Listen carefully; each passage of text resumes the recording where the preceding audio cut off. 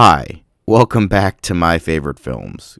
Kinda. This isn't a new video or anything. This is just me essentially taking all 10 of my videos and combining them into one video, just because some people prefer to watch one long video over 10 smaller videos for whatever reason. I didn't change anything. I just re-edited it to get rid of all the intros and outros and combine them into one long video. Sorry if the audio sounds a little bit weird between parts. I tried to fix it in post and it might sound a little weird, but it shouldn't be too much. So this is essentially my favorite films, including honorable mentions, as well as 100 to 1.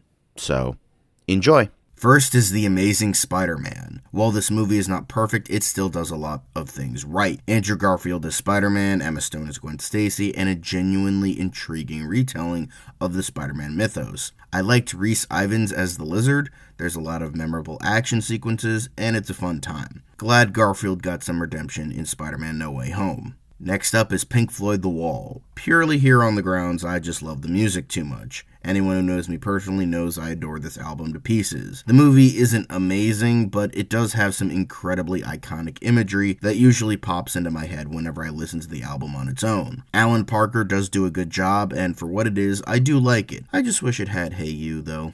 Next is Friday the 13th Part 6, Jason Lives, one of the few genuinely great Friday the 13th movies. It's the final film in the Tommy Jarvis trilogy and in my opinion the best one. It has the most personality out of all the movies and Tom Matthews does a great job in the role. While the final chapter will probably remain the best slasher of the franchise, this one had a good balance of horror and humor, a good story, and some good gore.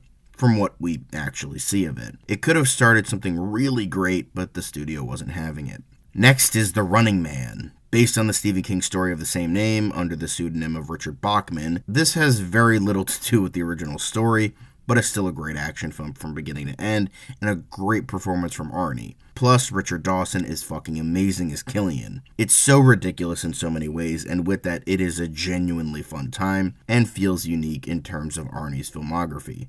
Ironically, it's one of my favorite Stephen King movies, if you could even call it that. Next is The Adventures of Tintin, a damn underrated Spielberg flick. It harkens back to a more Indiana Jones-style adventure, based on the popular French character of the same name. It was a really fun, sprawling epic with great dark moments, great acting, fun story, and great writing. I mean, it was partly written by Edgar Wright, so it does make sense that it would be as awesome as it is. It's just a super great and fun adventure film. Now, if we can actually get Peter Jackson to fucking direct Prisoners of the Sun, that would be fucking fantastic. Next is The Dark Knight. Another comic book film, and certainly not the last. What hasn't been said about this movie already? Every person on the planet has praised the shit out of it, and analyzed the shit out of it. It gets a bit overrated sometimes, and I don't love Christian Bale's Batman like a lot of other people do, but the movie around him is so exemplary that I give it a pass. Next is Gattaca, an intriguing film about a man going against the system to be something greater than he was meant to be. Ethan Hawke, Uma Thurman, and Jude Law are all great, and despite not being a huge film by any means, the theme, social commentary, and message are all extremely interesting in this little story about genetics. Next is School of Rock, Jack Black plus rock and roll, a great fun time with awesome music. Need I say more? Next is Pleasantville, a very well done and in-depth look on the life and sitcoms from the 1950s. Tobey Maguire and Reese Witherspoon have really good chemistry with one another. The story is interesting and simplistic, and the supporting cast all do a fine job. The racism social commentary is incredibly on the nose, but I still find it to be a really great and interesting movie. Next is The Hateful Eight.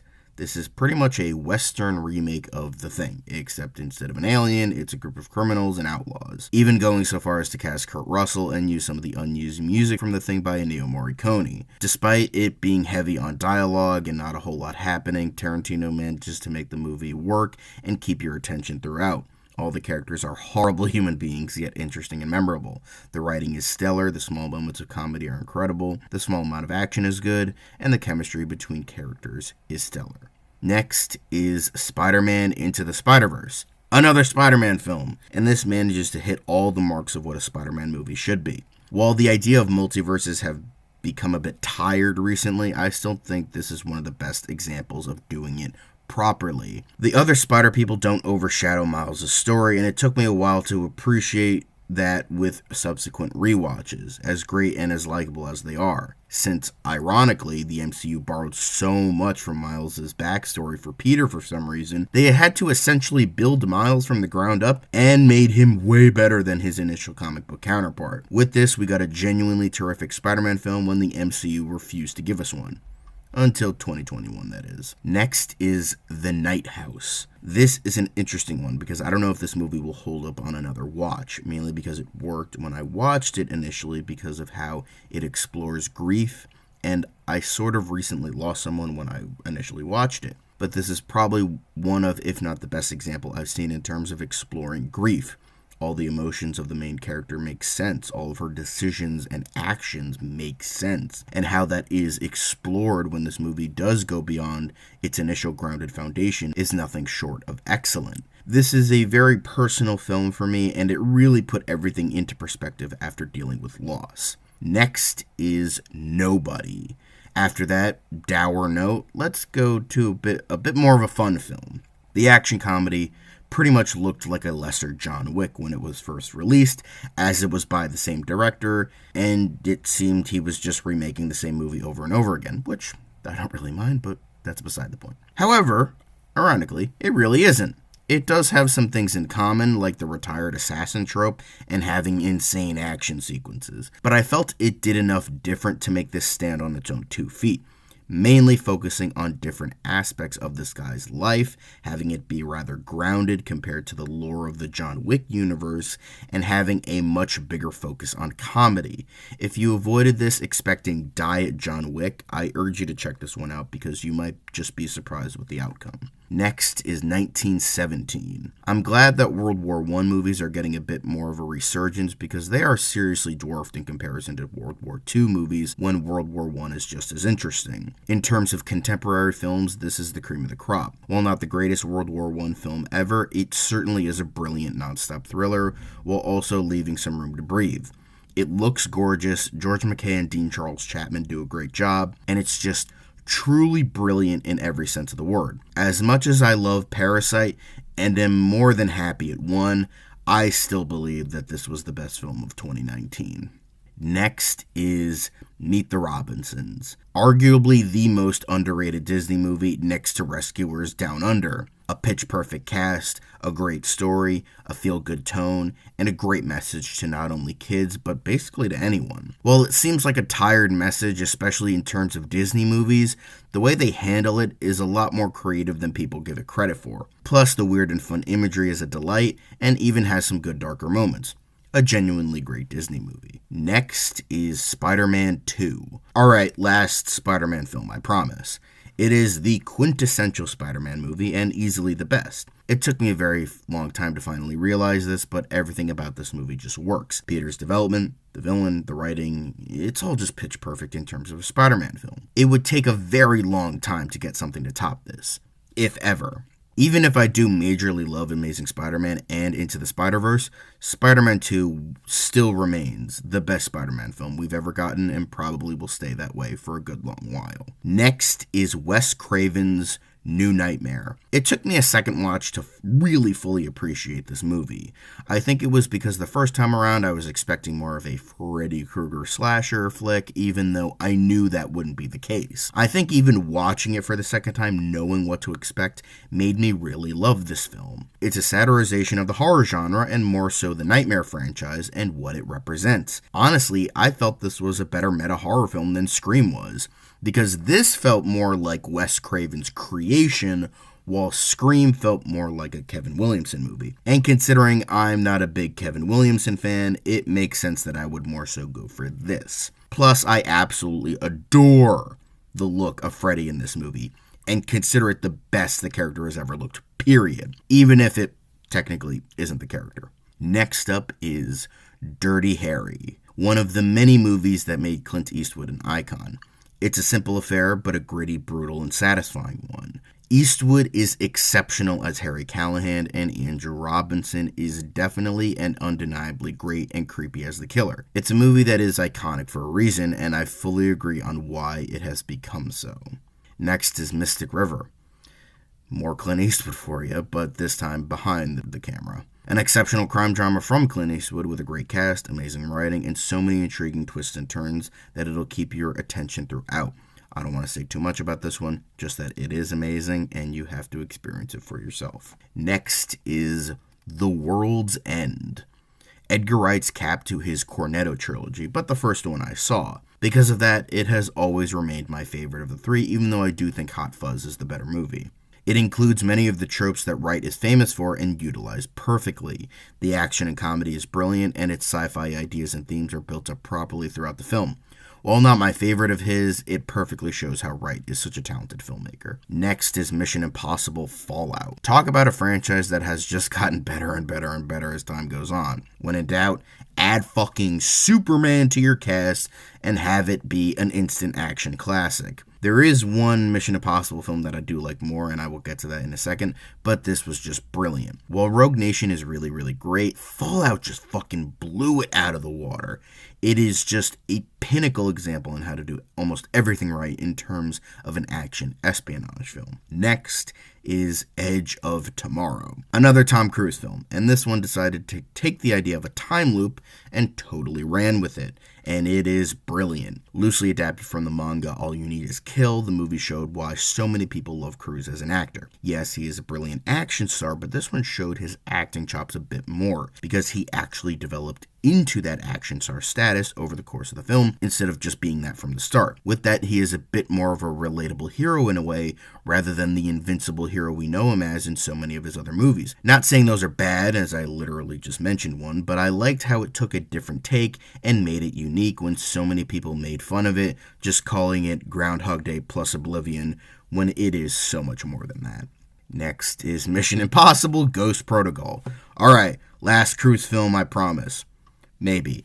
This is my all-time favorite Mission Impossible film. While the first movie technically remains the best, this one just took every great aspect of this franchise and put it into one movie, and pretty much resurrected the Mission Impossible franchise after 5 years of no entry. It proved that Mission Impossible still had some juice and then some. It proved that Brad Bird could do live action just as much as animation, and it proved that Cruise wasn't going to take anything lying down. The action set pieces, the supporting cast, the villain, all of it remains some of the best of the franchise. Truly fantastic. Next is Whiplash.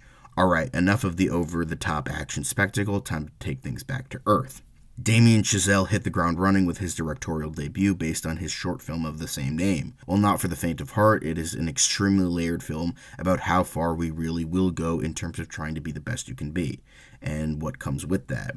While Chazelle has yet to top this with many of his later films, especially his last two films, this anxiety-filled journey showcasing a man's thirst for stardom is one for the ages. Lastly is Moon. Interesting how I managed to have two directorial debuts back-to-back with filmmakers who haven't topped them since. Anywho, this is just such a brilliant movie. Sam Rockwell's performance alone, pretty much acting against himself, just shows how extremely talented he really is as an actor. It's just a simple journey about one man's quest for the truth on a moon base, yet it's a terrific one. Only bad thing about it is that Kevin Spacey is unfortunately in it. But outside of that, great stuff. Alright, enough of these honorable mentions. Let's get to the top 100. Number 100, The Nice Guys. Now to get into the real meat and potatoes. I saw this in the theater way back when, and I immediately fell in love with it. It is absolutely hilarious all the way through, mainly thanks to Ryan Gosling as the somewhat inept detective Holland March. He had almost all of the best jokes in this movie, and I never get tired of him when I watch it. He and Russell Crowe have such excellent chemistry with one another. I would even say they're better than Gibson and Glover in the Lethal Weapon movies. Yeah, I fucking said that. The 1970s setting accentuates the ridiculous nature of it. The main story involving a porno with an actual plot is hilarious, but also really intriguing. The supporting cast of Margaret Qualley, Angourie Rice, and Kim Basinger were all also really good. This was easily one of the best buddy cop movies in years, and even though we will never get a sequel, I hope Shane Black can churn out great movies like this for many years to come, as long as they don't involve a predator. Number 99, Batman and Bill.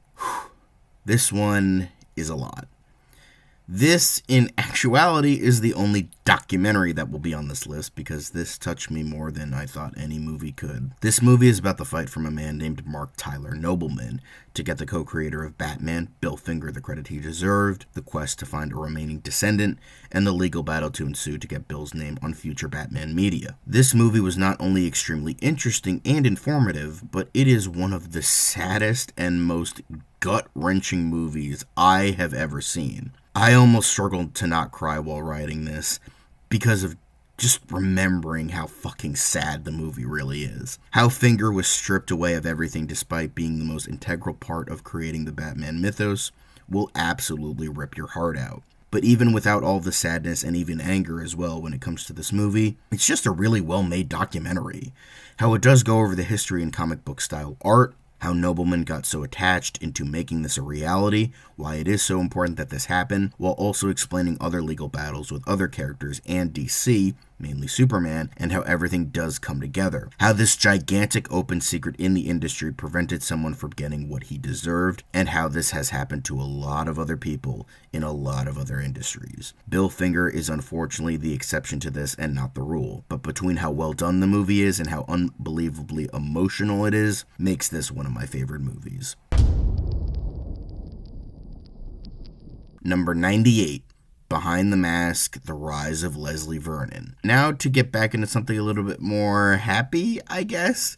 Well, I mean, it's a horror comedy, so I guess that kind of works. But damn, is this movie just brilliant from beginning to end. This is another satirization of horror movies, specifically slashers, but the way they do it is so creative. It is in a found footage mockumentary style, but doesn't follow the same dumb tropes of a found footage movie, with people screaming at the top of their lungs for no reason and wondering why people are still recording during an invasion or something. Nathan Basil is absolutely great as Leslie Vernon, as he has this sort of deadpan personality when it comes to talking about fucking murdering people in a sick and gruesome way. It's both intriguing and hilarious. As well as the fact he's also, really likable. I like how a lot of famed horror franchises take place in the same universe, like Halloween, A Nightmare on Elm Street, Friday the 13th, and a couple others, as well as some one-offs like Black Christmas. It makes what's happening to just sort of make sense in its own weird way. The horror references are abundant, and you can really tell that this was done by someone who loves the genre. The documentary crew are all decent characters, but the real star is Vernon, as well as Robert Englund as a Dr. Loomis type. All of the weird cliches and things we see in horror movies have a real-world explanation here, which also adds to the comedy. What I also appreciate when Vernon's hunt is going down, it actually becomes a real movie instead of the documentary crew using their cameras. I thought that was so creative and smart, and as I said, pulls away from the idiotic found footage tropes. This is definitely one of the most underrated horror comedies out there, and a great addition to the meta horror subgenre. You have to tell me. What happens to me?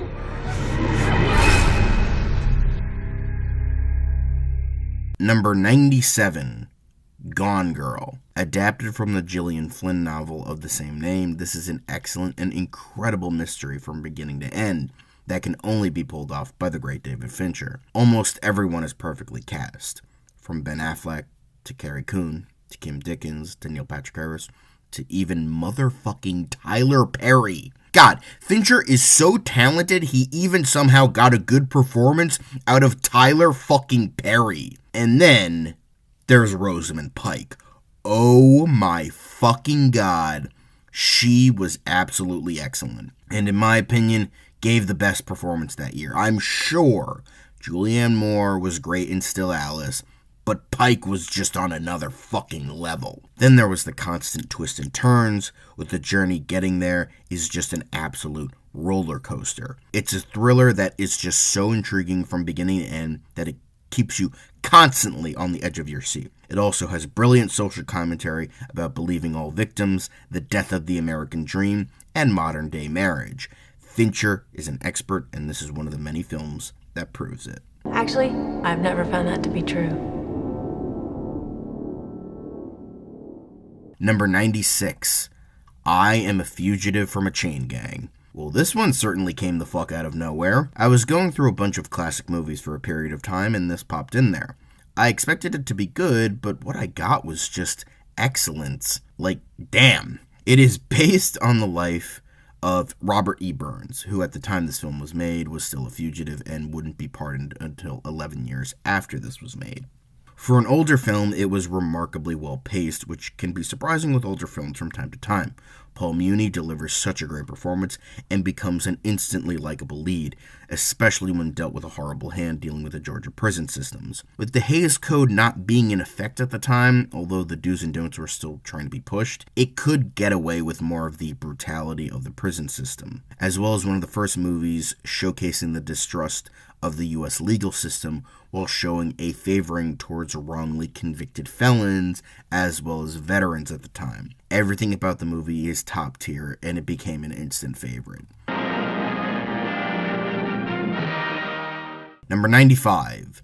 The Lighthouse. This was one of those movies that got better the more I thought about it. I was initially unsure of what to actually think about it, not sure if I loved it or hated it, but when I came to realize that the first half of the movie was so slow and felt tedious at points was the point, I got it. Similar to a movie that will be on here much, much later, it was a movie that sort of lulls you into a monotony of the work that Pattinson and Dafoe's characters are doing at the Lighthouse. With this, when you finally start to get used to it, BAM! Pattinson kills the seagull, and it just goes down from there. Then we just get this piece of insanity from these two men that I honestly can't even explain, but I absolutely adore. Such a great movie, and as much as I like The Witch, this was so much better.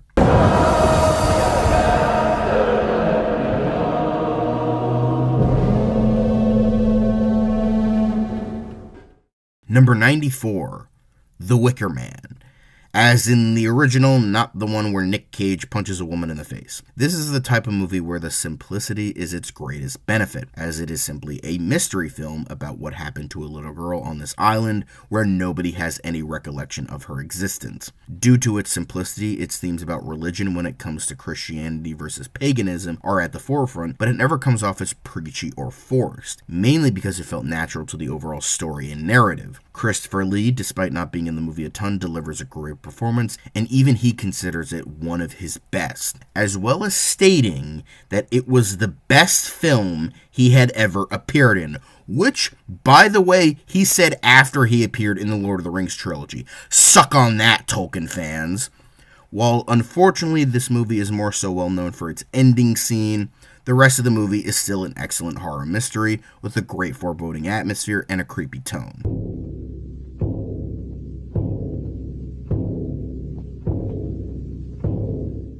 Number 93, Hero. I really didn't expect to love this one as much as I did, but here we are. I watched this in a class in college, and I was exceptionally tired and fully expected to just fall asleep during class like I normally did. But when this movie was going, my eyes were fucking glued to the screen. I felt like a changed man after watching this. The concept of various points of view from different people is nothing new, Rashomon being the biggest example of this, funnily enough. However, the cinematography, editing, and choreography of these action sequences and the whole movie are nothing but a marvel. An absolutely beautiful looking movie. The acting from the entire cast is also exceptional. Jet Li, Tony Leung, Maggie Chung, all were great. This is just a very great movie that has to be truly experienced by the viewer. Number 92, Nightcrawler, a magnificent crime thriller. Despite Dan Gilroy working in the industry for a while, this is his directorial debut, and it is nothing short of excellent. Jake Gyllenhaal is absolutely amazing and steals every scene he's in. He is a powerhouse manipulator, extremely intelligent, and undeniably creepy. This movie is riding on his shoulders, and he does an exquisite job. The fact that he didn't even get an Oscar nomination, yet Bradley Cooper did, is a fucking sin. But what do you expect from the Academy, right? His chemistry with Riz Ahmed is also great, and they play off each other almost perfectly. The story is undeniably interesting as well, seeing this weird outsider going further and further down the criminal rabbit hole, unleashing a beast inside him, is a fascinating watch. It's a genuinely great crime thriller, and Gyllenhaal in, I would dare say, his greatest performance. Lastly, at number 91, Stalag 17. This film is probably the perfect balance of comedy and drama. The comedy makes you laugh out loud, while the more dramatic story and setting keeps you intrigued throughout. William Holden Sefton has the right amount of cockiness and likability that makes you root for him the entire way through. However, outside of Holden, the cast of characters were all pretty likable and very memorable, especially Animal and Shapiro. It has this great blend of comedy and drama that never feels messy or haphazard. The mystery is also really good and shows how smart Sefton is. It's intriguing, fun, serious, suspenseful, and action-packed, all in one. A great and somewhat overlooked war film.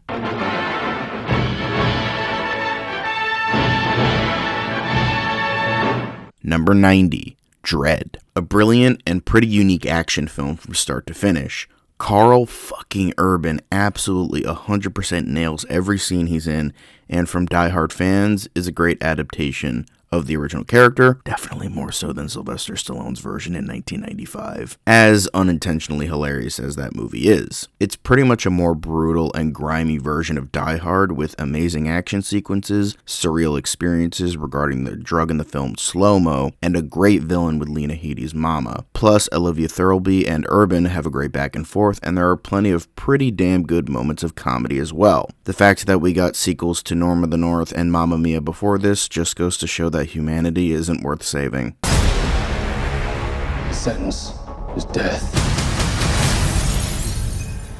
Number 89, Assault on Precinct 13. One of two films John Carpenter made before he hit it big with Halloween, and it's definitely a great one. Essentially a remake of Rio Bravo, as well as using elements from Seven Samurai and Night of the Living Dead. This was an amazing action film the entire way through, and an amazing neo-western. Despite being a budget exploitation film, it has the John Carpenter charm that can't be matched. The score is fantastic, the action for the most part was really good, and it's definitely a tense, edge-on-your-seat action film that everyone should see at least once.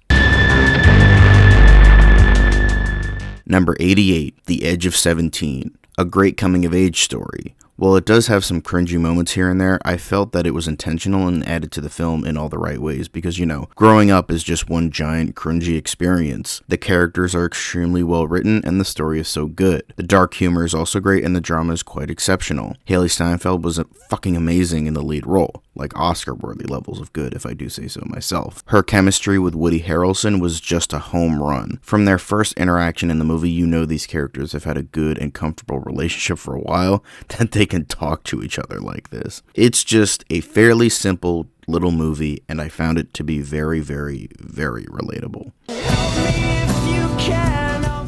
Number 87, The Simpsons Movie. Hey, don't fucking judge me. This is my goddamn list, and I love this goddamn movie. While it will never be as good as the golden age of the show, which is honestly different to anyone you ask, this movie is probably the best thing to come out of modern Simpsons. But even that sentence is slowly dwindling from relevancy since this came out over 15 years ago. So I don't know if modern is the correct word. But whatever. The jokes are hysterical, the plot is ludicrous, everyone has great moments, and it's the fucking Simpsons for Christ's sake. Yes, they suck now, but everyone remembers when they were great, and the last time that was probably this movie, and I love it to pieces. The Simpsons Movie.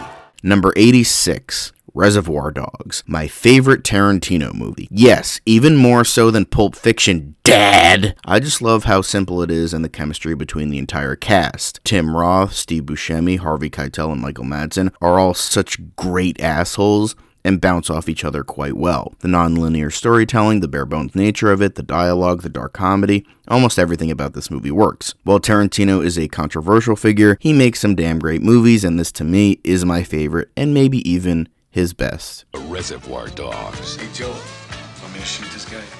Number 85, Evil Dead 2. Now, I have sort of a love-hate relationship with this movie. I love it. I really do. I mean, it wouldn't be on here if I didn't. Bruce Campbell is hysterical and pretty much carries the movie. The effects are good, the comedy as a whole is damn good, the horror aspects are toned down comparatively, but they do work from time to time. It is such a great time, and I have so much fun with it every time I watch it. However, man, do I get tired of everyone sucking its fucking dick every chance they get. I get it. It's a really good horror comedy, but fuck me, with the way people talk about it, you'd think the cure for cancer was hidden in the fucking script. Mainly people say it's a better version of the first movie, which is just no, not even close. The Evil Dead changed the fucking game when it came to, well, everything. And this one just made the comedy intentional rather than supposedly unintentional like the first one had it. As well as fucking the continuity thanks to rights issues, but that's a discussion for another day. It's a shame because I really do love this movie. It is one of Sam Raimi's best, and it hits almost every aspect that it is going for near flawlessly. And even though I like this movie way more, at least with Spider-Man 2, the praise over the first does make sense. Here, I never got it. It's fantastic, but man, do people need to calm the fuck down about it. Please, for the love of fucking God. Evil Dead 2, Dead by Dawn.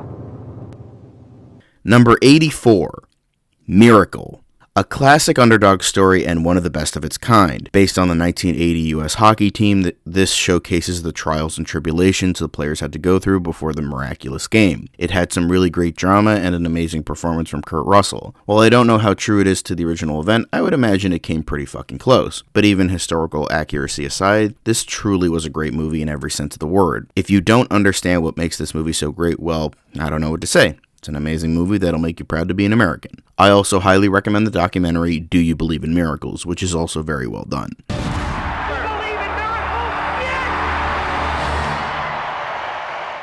Number 83, Sky High.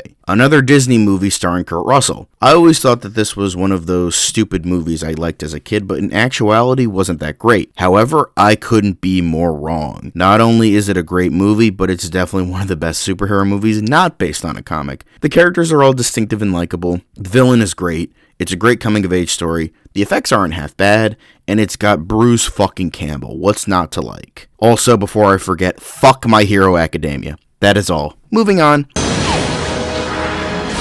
Number 82, My Cousin Vinnie. Probably the most quotable movie ever made. If I had a fucking penny for every time me and my family quoted this movie, we would all probably be billionaires by this fucking point. Endlessly rewatchable and the definition of a movie I never get tired of. Joe Pesci in probably his best comedic role ever, Marissa Tomei in her Oscar-winning performance, which is more than deserved, Vanessa Redgrave can go suck a chode, and the comedy is just constant throughout the entire movie. Not saying the rest of the movie doesn't have merits. It does. It is well acted by everyone, not just Tomei and Pesci. Shout out to Herman Munster. It's well shot, well written, and well researched. It has been said by countless lawyers that this is one of, if not the most accurate depictions of trial strategy and court procedure in cinema history. It just manages to get everything right, and I always have a blast when I watch it.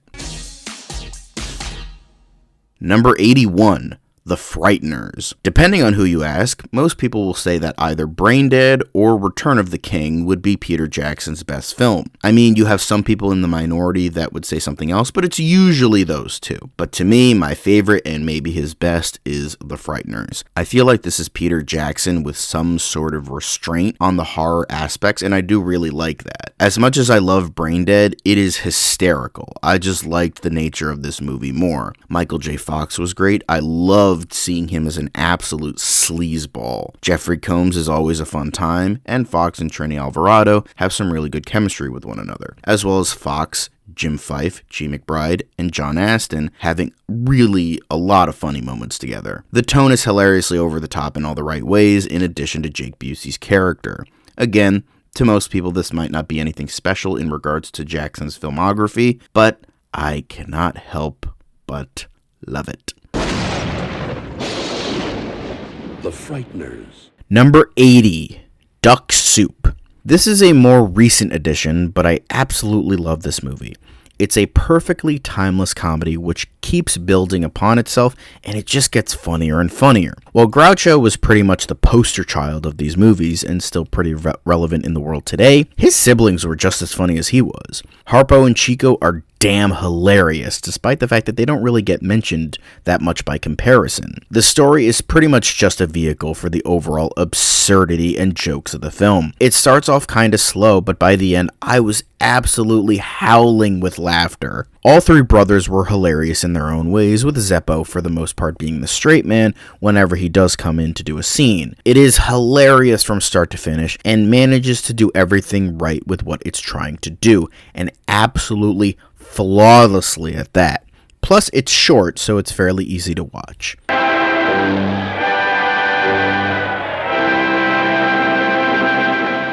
Number 79, Blue Ruin. Add this to the long list of great crime thrillers I have as my favorites. While it is a small indie flick and has a rather simple plot, this film is still a great revenge thriller. Macon Blair is absolutely fucking excellent in the lead role, and it is such a magnificent performance. He definitely makes this movie a lot better than it should have been, even if the rest of the movie is also extremely great. As I did state that the film is a simple revenge thriller, something about it just wowed me. I was just so seriously entranced by the whole experience. Something about it I can't put my finger on made me absolutely adore this film. Just watch it and you might understand what I'm talking about. I definitely think it's Jeremy Saulnier's best film, despite Green Room getting more mainstream attention. That's how this works, man. The one with the gun gets to tell the truth. Number 78, My Bloody Valentine. One of the many holiday slashers that came out in the wake of Halloween's success, this proved to be one of the better ones. The characters are very genuine, memorable, and likable. Their subplots are actually quite interesting, and the love triangle isn't as vomit-inducing as you think it is. It feels real and not like something out of the CW. Plus, the third act alone, that takes place almost entirely in the mine, is such an enthralling and creepy set piece. The perfect place for a horror movie, and it is showcased so very well. A miner being a serial killer, that's just fucking awesome right there from a design standpoint. Whether it is the theatrical cut or the extended cut, this is definitely one of the best slashers out there, and I make it a yearly tradition to watch every Valentine's Day. My Bloody Valentine.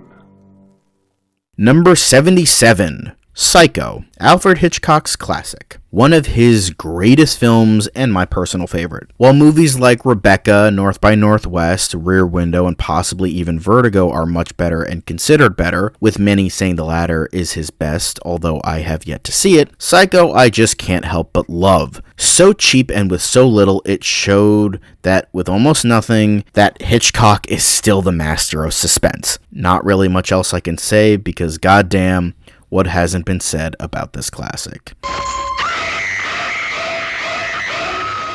Number 76, It's Alive. This is a movie that should not fucking work. This sounds like something that would come out of the 50s that should be double billed with Tarantula or Earth versus the Flying Saucers, yet here we are. Somehow a movie about a goddamn killer baby manages to be one of the most intriguing, brilliant, and emotionally captivating films I have ever seen. One of its greatest attributes is that it doesn't really focus on the baby that much, as well as being very mysterious. We don't know why this baby is monstrously deformed, and we don't really see it killing people that much. It honestly focuses on more of what the family is going through, mainly through the patriarch, Frank. Because it's mainly through his eyes that you're feeling what he's feeling and how he registers the situation, and how he and his family are being dragged through the mud. You feel this contempt and hatred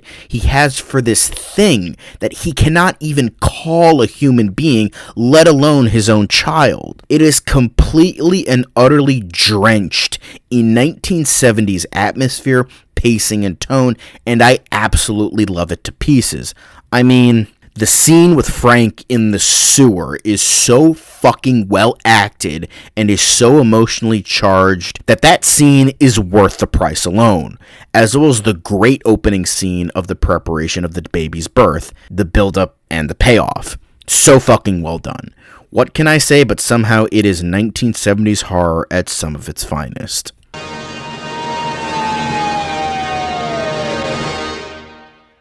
Number 75, Doctor Strangelove, or How I Learned to Stop Worrying and Love the Bomb. Another classic. This film just manages to get so much right in terms of its acting, story, comedy, and themes. Just on the basic idea of a comedy, I was laughing out loud for a lot of it. The satire is brilliant. Peter Sellers in all of his roles was superb, and just everything about this movie is so goddamn great. I mean, everyone and their brother has said how every facet of this movie is amazing. I honestly don't know what else I could possibly add, just that it's exceptional, and you gotta watch it for yourself.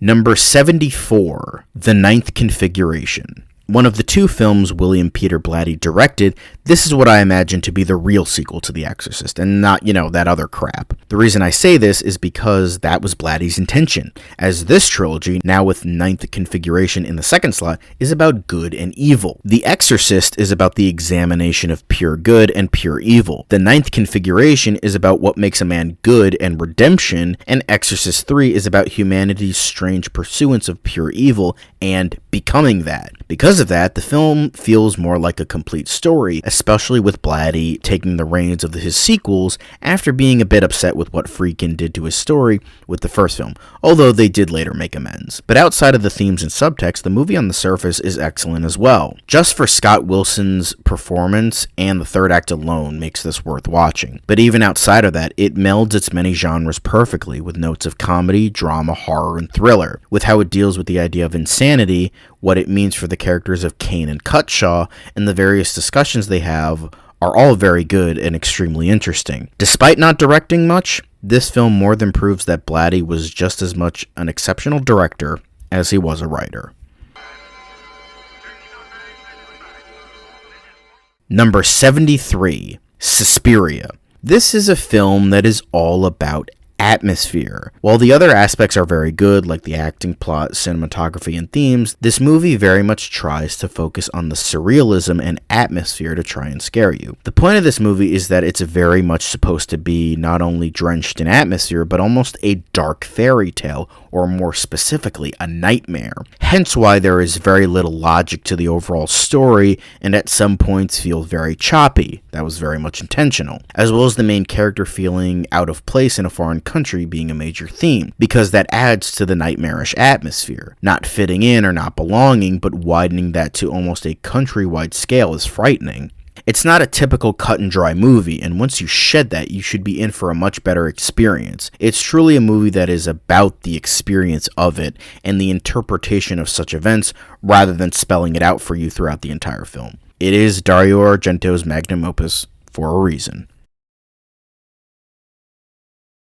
Number 72, Psycho 2. Yep, Psycho 2. Now, I know what everyone is thinking, but yes, this is one of my favorite movies. It's exceptional and almost as good as the first movie in terms of quality, even though I do prefer it personally. Obviously. This movie was an absolute fantastic examination of Norman as a character, and Anthony Perkins does it absolutely flawlessly. He tries so hard to get rid of the idea of mother, and to be normal, but something keeps pulling him back in. Extremely well done examination and analysis of Norman Bates, but continues the story in all the right ways, with only small homages and clever callbacks to the first. It's a great double feature, with the first and very exemplary. While it does have some great horror aspects, it's honestly more of a psychological drama than anything, and it is brilliant. Richard Franklin's direction is fantastic, Meg Tilly and the returning Vera Miles are also great, and it just manages to do everything right when it should have been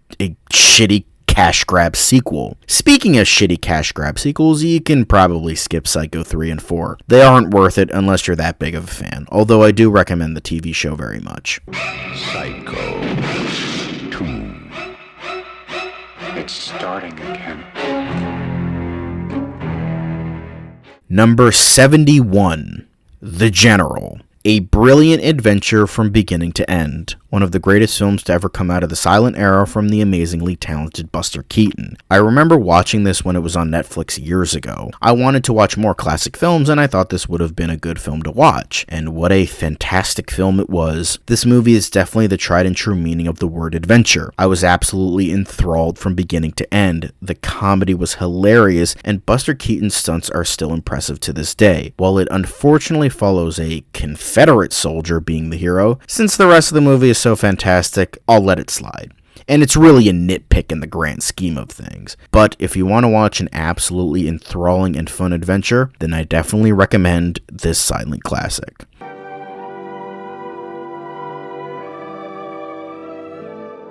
Number 70, The Good, the Bad, and the Ugly. This is a recent addition to my favorite films, but wow, what a grand one. Over the last couple of years, I've been very despondent towards longer movies.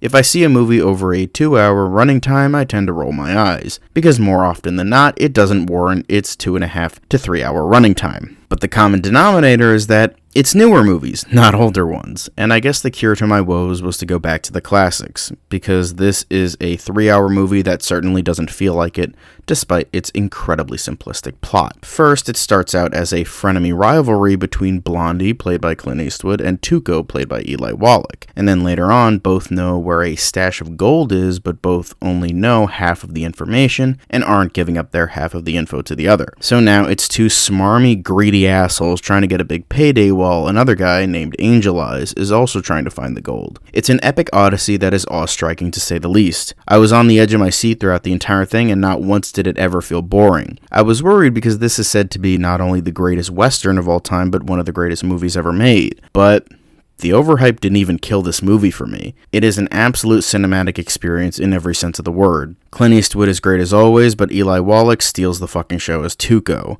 He was a conniving fucking bastard, and you absolutely love to hate him. Lee Van Cleef is also excellent in every sense of the word and plays a brilliant sociopath. Ennio Morricone's score might even be the best part of this movie, creating music that is probably one of the most recognizable musical scores of all time. This movie isn't going to be for everybody, because I know for many people, Westerns aren't their cup of tea. But if you have an open mind, this really is as brilliant as everyone says it is.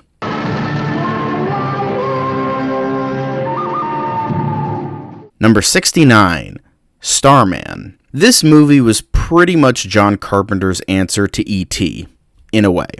After the thing failed, both critically and financially, with many blaming E.T. with its more positive view of aliens, this was Carpenter's way of saying, alright, this is what you fuckers want? Well, here you fucking go, assholes.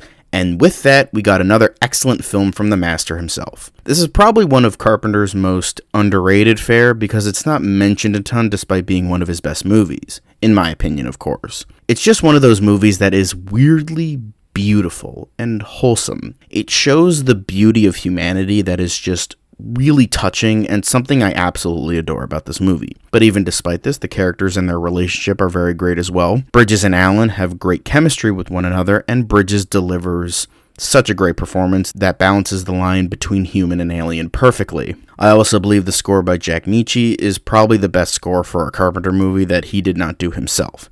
Yes, even more than Morricone's for The Thing. While Carpenter thrives in horror, and that is when he is at his best, this movie proves that he is more than that and can do beautiful movies just as good as his horrifying ones. John Carpenter's Starman. Number 68, Willy Wonka and the Chocolate Factory. The movie that everyone loved as a kid, but also incredibly scarred them. It was kind of because of this that I didn't really fully love this movie until I managed to survive the tunnel scene. I still really liked the movie, but I was scared shitless of that fucking scene. I don't think I watched it fully until just a couple of years ago. Despite this, it is one of my favorites for a reason. Well, many reasons. Gene Wilder is absolutely excellent as Willy Wonka. I couldn't have imagined anyone else better for the role, and Johnny Depp's iteration certainly proves that. Well, we'll just have to see how Timmy Shamalama Ding Dong does with the prequel that nobody asked for. But anyway, to the task at hand, Wilder is absolutely excellent, the score is beautiful, the story is slow but intriguing, and for a kid's movie, it's almost shockingly adult. Like, most of the movie feels like a documentary in terms of the world's reaction to Willy Wonka and his candy, and outside of Charlie's story. It's certainly a weird movie that shouldn't have worked, but it magically does. With all these different ideas and story beats and themes, it's astounding that this became as popular as it was. But it was the 70s, so that might have something to do with it. But I'm very happy that Mel Stewart brought this wonderful world of pure imagination to the silver screen, even if Roald Dahl was being a whiny bitch about it. Number 67, Total Recall. One of the best sci-fi action movies of all time. In the first half of the 90s, Arnold was on fucking top with his movies, being in hit after hit after hit, and this is the one that started the decade. It's one of those action movies that isn't as surface level as people think it is, feeding into the idea of what is real and what isn't, and Verhoeven did a really great job in executing that to the audience, because it's still debated among fans to this day. Arnold is fantastic as always, the supporting cast is awesome, and the villains, mainly Michael Ironside and Ronnie Cox, are fucking awesome in all the right ways. The action is visceral, the effects are pretty damn great, even to this day, with maybe the exception of a couple scenes, and it is a blast from beginning to end. While Arnold is at his best with James Cameron, his collaboration with Verhoeven is definitely up there, and just makes me wish we got that goddamn Crusades movie. Number 66, Battle Royale. What if The Hunger Games was great? Well, you'd get this movie. Kidding aside though, this movie is all kinds of fucking awesome. It's straight to the point. Less than 30 minutes in, you already get kids fucking murdering each other. It trims the unnecessary fat of the Hunger Games franchise, but manages to make something way more interesting than those movies ever hoped to be. Don't get me wrong, I like them, but this is just an action horror masterpiece in every sense of the word. The main characters, Shuya and Noriko, are very likable and sympathetic characters, and the visceral and brutal nature of this movie makes this feel more real and scarier. It's not over the top exaggerated, it feels very real, and it is extremely horrifying, but in all the right ways. It's an extremely great movie that does not get talked about enough, so please do yourself a favor and watch this cult classic. Number 65, Dark City. Pretty much the good version of The Matrix, but with actual depth. An incredibly dark neo-gothic neo-noir that is just brilliant. While not as good as Alex Proyas' previous film with The Crow, this is still an incredibly great and layered film. Blending old film noir with dark nihilistic themes and ideas, a black and white setting mixed with intriguing science fiction and great development, undertones, surreal imagery, and again, adding to the idea of what is real and what isn't. Proyas absolutely commanded the neo-gothic subgenre in the 90s, and actually executed it properly, unlike someone like Tim Burton. Yeah, I said it. Rufus Sewell, Jennifer Connelly, William Hurt all do a fantastic job in this over-exaggerated and strange world. I don't even mind the Chosen One allegory this time around because it feels like it's actually written well. As I said, it's essentially The Matrix, but with a touch of Bourne Identity. This is a fantastic neo-noir that needs to get rediscovered.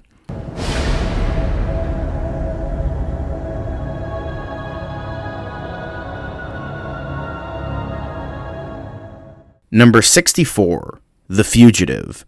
Sometimes TV adaptations do work. Probably the best of its kind in that respect, this is a movie that is honestly more remembered than its source material with how fucking great it really is. It's one of those movies that once it gets going, it really gets going and doesn't let up. Harrison Ford is absolutely brilliant, and even though in certain corners, he's more so just known for Han Solo and Indiana Jones, unfortunately. But hey, remember, Ford is actually a really great fucking actor, and this is one of the many examples that proves this. Tommy Lee Jones is also extremely excellent and has great chemistry with Ford when they are on screen together. Honestly, this movie kinda speaks for itself. It got tons and tons of praise back then, and gets tons of praise now. All well deserved. Coming from the man that would go on to bring us another masterpiece, Holes. Number 63, Shoot 'em Up. Now this one is if you just want a non-stop thrill ride that refuses to let up. Again, but even more so. Great characters, action, humor, and music. If you love rock and roll, crass humor, guns, and over-the-top yet brilliant action, then this is the movie for you. It's one of those movies that was kinda ahead of its time, because if this came out in the mid-2010s, I think it would be remembered a lot more. But for what we have, it's still a brilliant action comedy. Clive Owen is a great and hilarious lead, Paul Giamatti is a batshit insane and also very hilarious villain, and Monica Bellucci as well. Monica fucking Bellucci. Don't really need to explain myself there. This is just one of those movies that is such a great and hilarious time that it'll stick with you long after you watch it.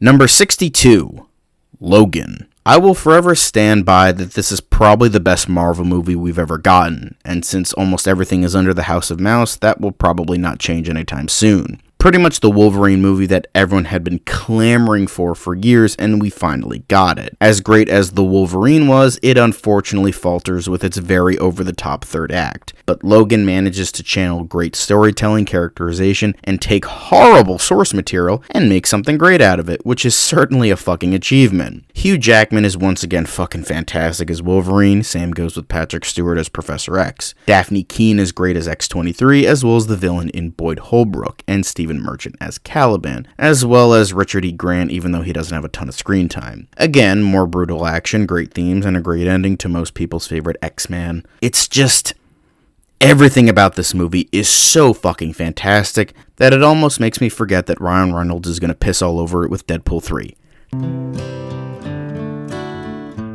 Number 61, Reanimator. Final film for this video, and it is a weird one, but still great. Stuart Gordon directing, Jeffrey Combs starring, over-the-top gore, throw in some Lovecraft, and hilariously stupid antics, and you got yourself one of the most ridiculous horror movies of the 1980s. Honestly, I really cannot do this film justice. I know I say this a lot, and it's becoming a tired reason, but for this movie especially, you gotta just see this, and to a lesser extent its sequels, for yourself. It's brilliantly stupid in all the right ways. It will scare you to pieces.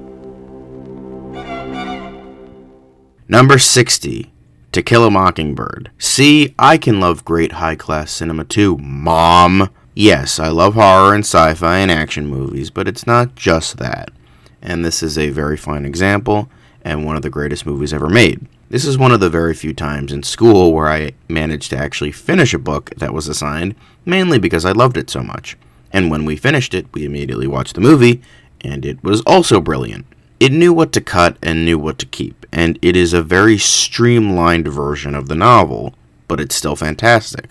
Gregory Peck giving one of the greatest performances of all time, playing one of the greatest literary/film characters of all time. Definitely doesn't need an introduction there.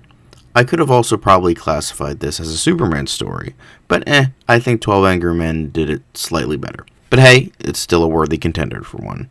The kids are phenomenal, surprisingly. The themes are excellently portrayed, everyone plays their parts extremely well, and while it is sad and bleak, it showcases reality very well, and probably something you couldn't get away with in this day and age. Well, considering that the book is still banned just goes to show you how right I am in that respect, unfortunately. It's said to be one of the greatest movies ever made, and it has more than deserved that title.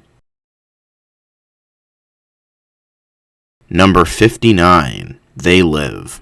Now we're back to the alleged schlock. But it's not schlock, it's just brilliant in its own way, a very different way, but different doesn't mean bad. This was essentially John Carpenter's satirization of Reaganomics, and it still works brilliantly today as it did back then.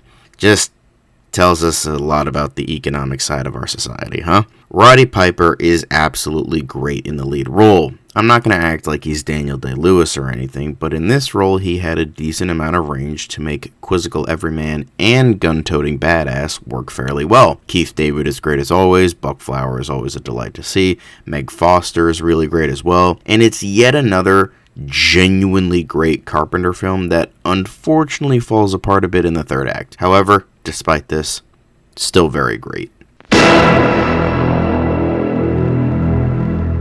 Number 58, The Crow. This is a tough one, but a magnificent one. Well, the first thing that unfortunately gets talked about when this movie is brought up is Brandon Lee's unfortunate death, and that is kind of the looming shadow over this entire production. Despite this though, it's still a fantastic film. The story, the characters, the neo-Gothic imagery, the themes dealing with revenge and grief are brilliantly displayed here, and it also kicks a lot of ass.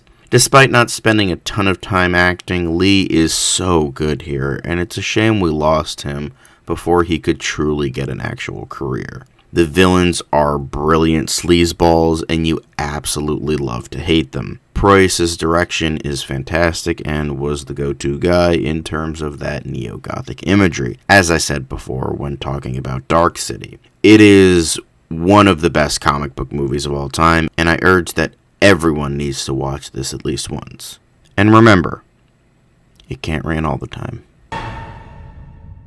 Number 57, Rocky, a classic story for the ages.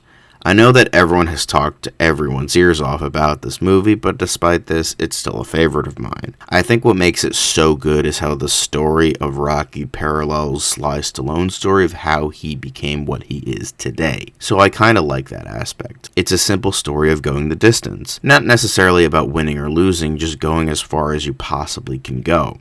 Pushing the boundaries of your life and striving to be the best you can be. The best sports films are never about the sports themselves, and this is probably the prime example. Nothing else really more I could say, because you probably have watched it yourself and love it just as much as I do. And if you don't, you probably just don't have a soul. But hey, I love you anyway, random watcher. Rocky. Number 56, Rudy. Yep, another sports movie, but hey, this one's a true story, and it's a great one. Well, yeah, as an outsider looking in, you'll probably see all the ridiculous cliches when it comes to both biopics and sports films. It's filled to the brim with them, and they are certainly hard to ignore, especially when it comes to Dan Devine in the film versus how he really was in real life. However, I still think it's an interesting enough story and a great enough story that it makes it worth watching. As a short king myself, I definitely identify with Rudy a lot, so that might have something to do with it. And it's still well acted, well shot, has an identifiable main character and story, and I do like the motivational aspects. Not the greatest movie ever made, but this is still a winner in my book. Plus, it has Samwise Gamgee playing football. How can you go wrong? Number 55, Mandy. This is definitely more of a you have to watch this for yourself kind of movie. It's simple, but at the same time, also not. It's surrealist, strange, bonkers, and just an absolute joy to watch. Nicolas Cage is at his most insanity in this movie. Probably. The effects and tone are great, and I love Cosmatos' style. This and Beyond the Black Rainbow have a similar visual style, but I found this to be a bit more engaging, despite the latter also being fantastic. From what little he has done, Cosmatos has done a great job as an amateur filmmaker, and I eagerly await his next project. But please, check this out when you get the chance. Number 54, Black Christmas. This had been on my radar for a while, and especially after the second god-awful remake, I thought this deserved a watch. And it was brilliant from start to finish. Similar to the original Halloween, it set up a lot of the hallmarks of the slasher genre, but doesn't necessarily fall into them itself. It feels more like a drama at points, mainly due to the subplot of Olivia Hussey's character getting pregnant and wanting to get an abortion. So that adds a certain layer to this movie that raises it up from being lumped in with the schlock that the horror genre would unfortunately become in the 80s. It's also slower paced, takes its time properly in getting to know these characters and what the overall situation is, and due to the fact that unlike Halloween, it didn't get a sequel, and it makes the ending far more effective, like Halloween's should have been, but I have already talked about that enough. I also absolutely love the phone call scenes. They are so fucking disturbing, and still send a chill down my spine whenever I watch it. It's not for everybody because you'll probably go in expecting low bar crap when it's actually a very well executed drama mystery with plenty of very good horror aspects. This really is the Bob Clark Christmas movie that should be celebrated unanimously, unlike that other overrated garbage that unfortunately is.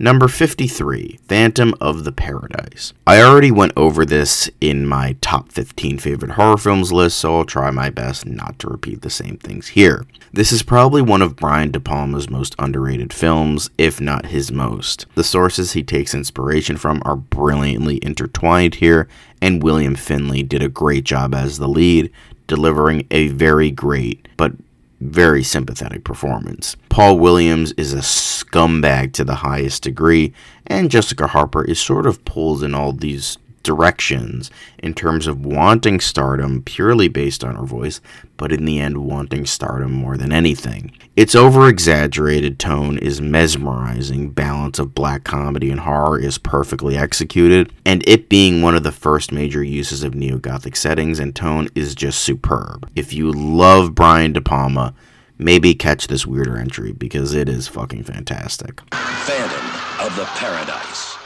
Number 52, First Blood. I know for a fact that many people have shooed this off as nothing more than action drivel, when it's a lot more than that. It really pushed the boundaries of what action films were supposed to be at the time. It is an action spectacle, don't get me wrong, but it's more so about Rambo as a character, how he comes back from the Vietnam War, how he has no one, how nobody really wants him around, how he was pretty much bred for war, and that's really the only thing he knows how to do now, and can't survive in the world he left before the war. Its commentary on veterans is very well done, and the ending speech has got to be one of the most heartbreaking monologues in a feature film, and the film probably has Sylvester Stallone's best performance. This is mainly due to the fact that there is a lot more heavy reliance on body language than dialogue, but hey, when he does need to deliver more than just body language, he can do it. The score from Jerry Goldsmith is absolutely terrific as well, but that really doesn't need to be said when it comes to Jerry Goldsmith. Dude is a fucking powerhouse. While I still dislike that they changed the original ending from the novel because I felt it would have been a more heartbreaking gut punch and made more sense. However, when I heard Stallone's reasoning as to why it was changed, I have since accepted it. While people tend to lump this in with the ridiculous sequels of 2 and 3, they tend to forget its humble beginnings and how truly fascinating the first film really is. First Blood. Number 51, Full Metal Jacket. Arguably the greatest Vietnam War film of all time next to Platoon and Apocalypse Now. While many find the actual war part of the film to be weaker than the boot camp part, I found the whole film to be very, very great. Michael Modine is a very identifiable main character, and Vincent D'Onofrio, despite only being in a small part of the film, is probably one of its strongest attributes, and really showcased his talent as an actor. R. Lee Ermey really needs no introduction, because if anybody knows anything about this fucking movie, is Ermey's absolutely reprehensible trash talking to all of the recruits. It showcases the dehumanizing effects of war in a proper way, but it doesn't necessarily talk down to the veterans involved in the war, just what really happened over there to the men who were forced to be a part of this horse shit, how it affects certain types of soldiers and shows a different array about how war affects them. I mean, at the end of the day, it's a Kubrick film. More often than not, people already know how great the film is. So with that, go watch it if you haven't already. Number 50, Galaxy Quest. Similar to My Cousin Vinnie, this is simply one of the most quotable movies of all time. It takes a stab at parodying Star Trek, and it more than succeeds. This was made by fans for fans, and because of this, there is more heart and passion in this film than you would think. While it does lampoon Star Trek and its many references to the franchise on and off screen, it still properly celebrates it and treats the fans with respect. What a thought in this day and age. The story is inventive, the satire is brilliant, the comedy is golden, and the fact that fans manage to save the day is brilliant but also touching. Plus, Alan Rickman and Sam Rockwell are on top form here. I mean, everyone does a great job, but Rickman and Rockwell specifically were brilliant. It got the seal of approval from a bunch of Star Trek actors, especially Patrick Stewart. What more needs to be said, right? Galaxy Quest. Number 49, Toy Story 2. This pretty much took everything about the first movie and made it better. Improved animation, improved story, improved characters, better themes, and one of the few examples where going bigger for a sequel actually worked. Buzz feels like an actual character here, and his chemistry with Woody is vastly improved and brilliant in every way. I like the ideas when it comes to outgrowing toys and how growing up can be experienced from a toy's perspective. I mean, Pixar always knows how to do emotional gut punches properly, and this movie is no exception. It is a childhood favorite that remains an adulthood favorite. Tom Hanks, Tim Allen, Toy Story 2. Number 48. Dave. If only politics were this fucking simple. Well, the reason I love this movie so much is for Klein's performance, the comedy, and the overall story in regards to what is happening, how Dave actually deals with that. But it is kind of sad watching it at the same time because, man, if only we had a fucking president like Dave. I'm not going to go too political in that regard, but it's just so great watching someone who is a genuinely decent human being having a chance to actually become president and genuinely help people. Great, but sad at the same time. As I said, Kevin Kline is brilliant as always, same with Sigourney Weaver. Their chemistry is phenomenal. It's just one of those really nice and heartwarming movies that people need to watch from time to time, and this is certainly one of my favorites. Dave. Number 47, The Truman Show. I feel like this one I don't need to explain as much because everyone and their brother has already talked about how great this movie is. Even though I'm not that big of a Jim Carrey fan, when he's doing something a bit more serious, he's usually better, because the over-the-top Carrey comedy is something I can never really get into. But here, there is certainly a better balance between his silliness and his more serious takes. The supporting cast are all great, whether that be the cast, Laura Linney, Noah Emmerich, Holland Taylor, etc., or the crew, i.e. Ed Harris or Paul Giamatti. But Carrey is exceptional as Truman, as well as Harris as Kristoff, despite his very small role. The whole idea surrounding the plot of the show is so fucked up to think about, but I honestly wouldn't put it past certain people to actually do this. The only problem would be the money. But besides all of that, it is a very well done film that I think does its themes really well, and I love the balance between exceptionally dark ideas surrounding doing this to a person to the light and bright, more Pleasantville aspects of the show. But there are plenty of other people that can analyze the hell out of this and explain their love better than I ever could. The Truman Show. Watch what happens. Number 46. Mad Max Fury Road. I can already hear one of my best friends groaning with contempt at the thought of this film being included.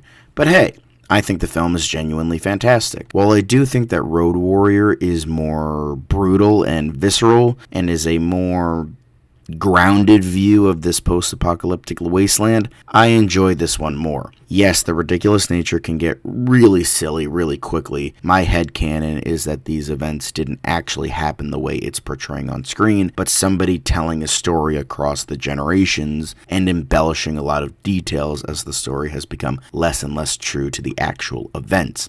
Whether that was George Miller's intention or not is up in the air. I think Tom Hardy does a good enough job in the lead role, but considering how great Mel Gibson was, it's hard to not think of him while watching Hardy. But the action is great, the story is simple, and the supporting cast is fucking amazing. Charlize Theron, Rosie Huntington-Whiteley, Riley Keough, Nicholas Hoult, and the late great Hugh Keith-Byrne returning as Immortan Joe all do a brilliant job. While I would love to see a sequel to this, unfortunately, with Warner Brothers, unsurprisingly, being absolute cocksucking shit-for-brains fuckwads, we won't be getting that anytime soon. However, I am still very excited for the upcoming Furiosa spinoff. Number 45, Airplane. One of the greatest comedies ever made. Despite only having a few comedies to their name, Zaz knew how to do comedy/parody and do it fucking well. While Mel Brooks will forever remain the king of film parody, and rightfully so, I still think Zaz did it better. They are just top fucking tier. Airplane is brilliant all the way through. Despite being very timely with a lot of the jokes and hell, the overall story, which isn't a bad thing as you can see what was popular back then if they are lampooning it, it still has some of a timeless feel to it. I don't want to explain it because explaining the joke is the biggest no-no in comedy, even if Michael Schur didn't get the memo, but just take my word for it that this has this equal blend of timely and timeless. It's hard to really talk about how great this movie is because it's hard to analyze comedy in a proper way, but I just saw it again recently and it still makes me laugh out loud with its laugh-a-minute comedy. If you haven't seen it, what the fuck is wrong with you? Airplane. Number 44, Paths of Glory. Despite Kubrick doing a terrific job with Full Metal Jacket, his previous war effort with this film is just a bit better in my opinion. This more so deals with the political and corporate side of war rather than the more grounded human side in Full Metal Jacket. Both are brilliant for very different reasons, but in terms of preference based on war movies alone, I gotta go with this one. I just love how blunt and simple this one is. Like, it goes through the motions of how these events will happen, and they simply do, but not in a bad way. It's just how this extremely dark and depressing side to every war plays out, despite this not being a true story. It doesn't pull punches, and it doesn't preach. It is arguably the best film on World War I I've ever seen. I have yet to see the original All Quiet on the Western Front. Kirk Douglas gives a brilliant performance, as well as the soldiers he's defending, giving us 3 different reactions on welcoming death: fear, acceptance, and anger, all brilliantly showcased. Even though this has gotten tons and tons of acclaim, I feel like it is a bit eclipsed compared to Full Metal Jacket in terms of the Kubrick war films that everyone gravitates towards. So it is a bit underrated in that respect. It is brilliant in every sense of the word, though. Number 43, Tucker and Dale vs. Evil. Time for a more fun one. I won't go into too much detail because I already talked about this enough in my favorite horror films list. It is easily one of the best horror comedies of all time. The chemistry between everyone, whether that be Tudyk and Labine or Labine and Bowden, is genuine and heartfelt. The main villain, played by Jesse Moss, is so fucking ridiculous but so hilarious at the same time, as well as the satire and comedy being brilliant. It is most definitely a modern horror classic for the ages. Number 42, The Peanuts Movie. This movie shouldn't have worked as well as it did, yet here we are. Coming from the now defunct Blue Sky Studios, I didn't know what to expect. While not the worst animation studio out there, looking at you Illumination, it didn't really deliver great movies. Subpar children's movies was its bread and butter. Then they come out with this brilliant little movie, mainly thanks to the heavy involvement from the son and grandson of the great Charles Schulz. Despite being CGI, it still makes sure to have the look and feel from the original comic and specials, but still managed to go a bit further thanks to its progressive animation style. It's such a simple little fare, but to me, it means everything. Growing up, I identified a lot with Charlie Brown, for the reasons you can deduce on your own without me explaining it. Charlie Brown here is just a kid trying to succeed, but mostly failing. But you see that he's a good kid deep down despite his failures. But no matter what he tries to do, it just seems like he can't fucking win. However, with the ending, it is certainly a gut punch in all the right ways. I won't explain what happens exactly, but it was just so good to see Charlie Brown finally getting a win. While it would never happen, I feel like this would be the perfect end to Peanuts on film. There are plenty of TV shows and specials that have come out since then, but I feel like considering the ending, it works as the final adventure of Charlie Brown in his childhood. I know that would never happen, but a man can dream. Despite this though, this was an extremely well done film and very, very, very underrated. Number 41, Thief. Then for the final film of this video is Michael Mann's debut. And Jesus fucking Christ, this was his debut. Oh my fuck, what a fucking film to live up to. Simply put, it's brilliant in every which way. James Caan is fucking brilliant. Robert Prosky is fucking brilliant. The tone, the themes, the story, all of it is fucking brilliant. It gets the seedy side of the crime underworld perfectly. I also noticed when I was watching how much influence Grand Theft Auto really got from this. I was playing a lot of GTA 5 at the time I watched this movie, and I noticed so many fucking parallels, but in the best possible way. While maybe not Mann's best film, this might be my favorite. It's just a movie that gets everything so right, and it is not talked about as much as it should be. James Caan. Thief. But hey, that's all for now. See you next month with 40 to 31. Number 40, 12 Angry Men.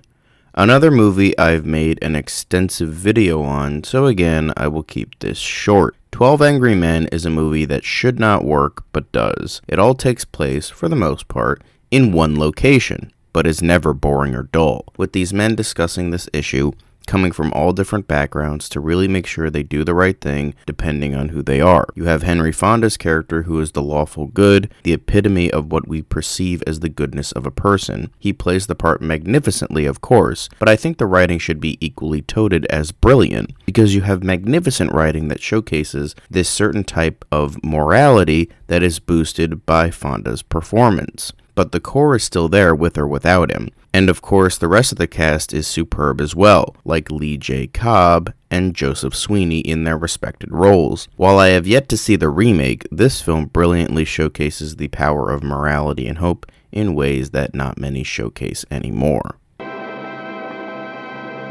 Number 39, Midnight Mass. Yes, I am cheating with this one since it's a miniseries and not a film, but fuck you, this is my list. This is arguably Mike Flanagan's best work ever. I know a lot of people didn't care for this one due to the massive amount of monologues as well as being very philosophical, but I thought those were some of its best attributes. I was intrigued with how Flanagan would showcase religion in his own way.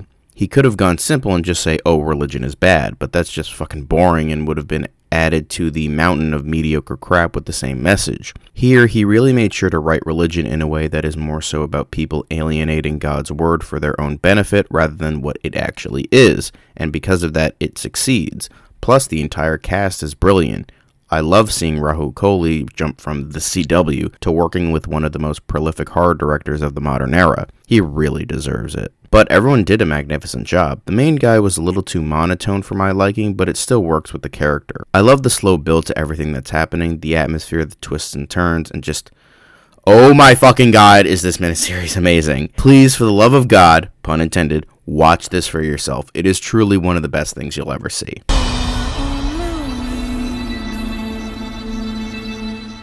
Number 38, The Exorcist 3. Alright, so this, along with the next 4, are going to be rather short because I talked about all of them in either previous videos or in my favorite horror films list, so let's get right into this. One of the very few threequels where it not only improves upon its predecessor, but is the best film in the trilogy. Yeah, I don't like The Exorcist, fucking shoot me. Blatty's second and final directorial effort is a brilliant one.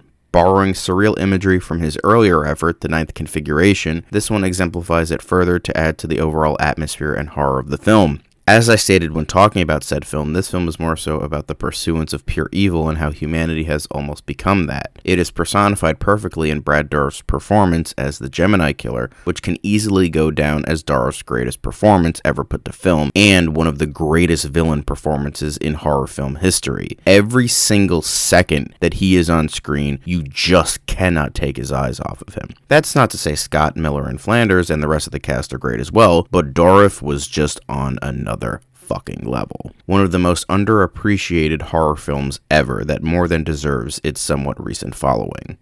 Is back. George C. Scott in William Peter Blatty's The Exorcist 3. Number 37, The Fly. One of the few times a remake is better than the original, as much credit as I do give the original. I just found the remake to be more interesting, mainly because of the story and the chemistry between David and Goldblum. Their relationship is the heart of the movie because with that, it wouldn't have been as good as it was, as well as the metamorphosis into Brundlefly. The effects were more so icing on the cake, but the actual cake in and of itself is the relationship between characters, the metamorphosis, and how each affects the other. It is a brilliant movie, and there is more under the surface than the gross-out gore-fest body horror film it is known as. Help me. Please, help me. Number 36, Day of the Dead. In my opinion, the best of the original Romero zombie trilogy. While the first is the classic, the second is the most enjoyable, the third had more meat on the bones, no pun intended, showcasing Tom Savini's best work, Romero's best written characters, the themes being the best integrated into the film, and the greatest villain outside of the zombies themselves, Captain Rhodes. This is easily one of the most underappreciated zombie films of all time, and one of Romero's most underappreciated films, even though it might just be his best. George A. Romero's Day of the Dead. The most eagerly awaited day in horror film history. Number 35, The Terminator. While originally showcased as a slasher flick with all the proper hallmarks, since this got proper mainstream attention, it was called a science fiction film instead. While it is unfortunately eclipsed by its superior successor, there is a lot of merit here as well. It has this disgusting, gritty, sleazy tone that feels like it belongs in an earlier Martin Scorsese film than anything else. Arnold as the T-800 is downright fucking scary in the role. That was unfortunately never showcased properly, again with the bad Terminator side of things. The horror attributes are scary as hell, the sci-fi elements are grounded but intriguing, and the action is also very good despite being used sparingly. The pacing is probably one of the best attributes because exposition said during a car chase, boom, fucking brilliant, and it just never lets up. The start to the franchise that should have died after 2. Ah well, a man can dream, right? The Terminator. Your future is in its hands. Number 34, The Silence of the Lambs. Another film that many people do not call a horror movie because of insert bullshit reasons here. But it is, so fuck off. But I feel like I can't talk about this movie because, well, everyone else has already praised this movie enough. So I feel like just another voice reiterating what has been said by people who can write and analyze a hell of a lot better than me. Despite this, it really is as terrific as everyone says it is. The cast, the story, the writing, the pacing, everything is top tier. While yes, Anthony Hopkins is brilliant in every sense of the word, Ted Levine is kind of understated with how great he also is. Dude is absolutely fantastic and deserves more praise. The atmosphere is properly creepy. The tone has the right mix of stoic crime drama and creepy horror flick. It blends those two aspects perfectly. It's Silence of the Lambs. What more is there to say? Number 33, Unbreakable. To me, this is the best M. Night Shyamalan film. Don't get me wrong, I do think Sixth Sense is a very good film, but this I felt was just so much better. Maybe because I like superhero movies, but I feel like this spoke to me more. I loved the relationship between Elijah and David. They work so well off of each other, and both Jackson and Willis do a magnificent job. I liked Willis's more subtle and quieter performance. I think it does showcase his talents as an actor, and Jackson just doesn't even need an introduction. Everyone knows how great he is. I think Spencer Treat Clark did a good job for a child actor. I know Haley Joel Osment gets all the love, and it is deserving, do not get me wrong, but I do still think that Clark did a very good job with what he was given as well. I think the overall look and tone to the whole thing, I like how it was serious but never overly edgy considering this was made at the tail end of the 90s. It could have gotten that way. I just felt that this was a very well done drama about superheroes, and I think it really, really worked, especially during a time where superheroes weren't totally treated seriously just yet. It's definitely Shyamalan's best film, and certainly an underrated one.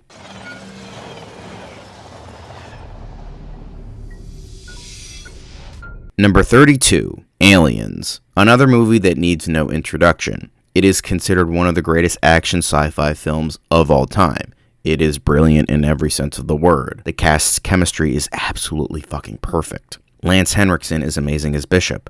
Weaver's return as Ripley is fantastic. While I have yet to see the special edition, the theatrical cut is still brilliant, and I am aware of the additions that were made. Despite this, no matter which cut, it perfectly blends every genre together near flawlessly. It ups the stakes, it ups the alien into multiple aliens, the effects are arguably even better. It is classic in every sense of the word. Nothing more I can really say.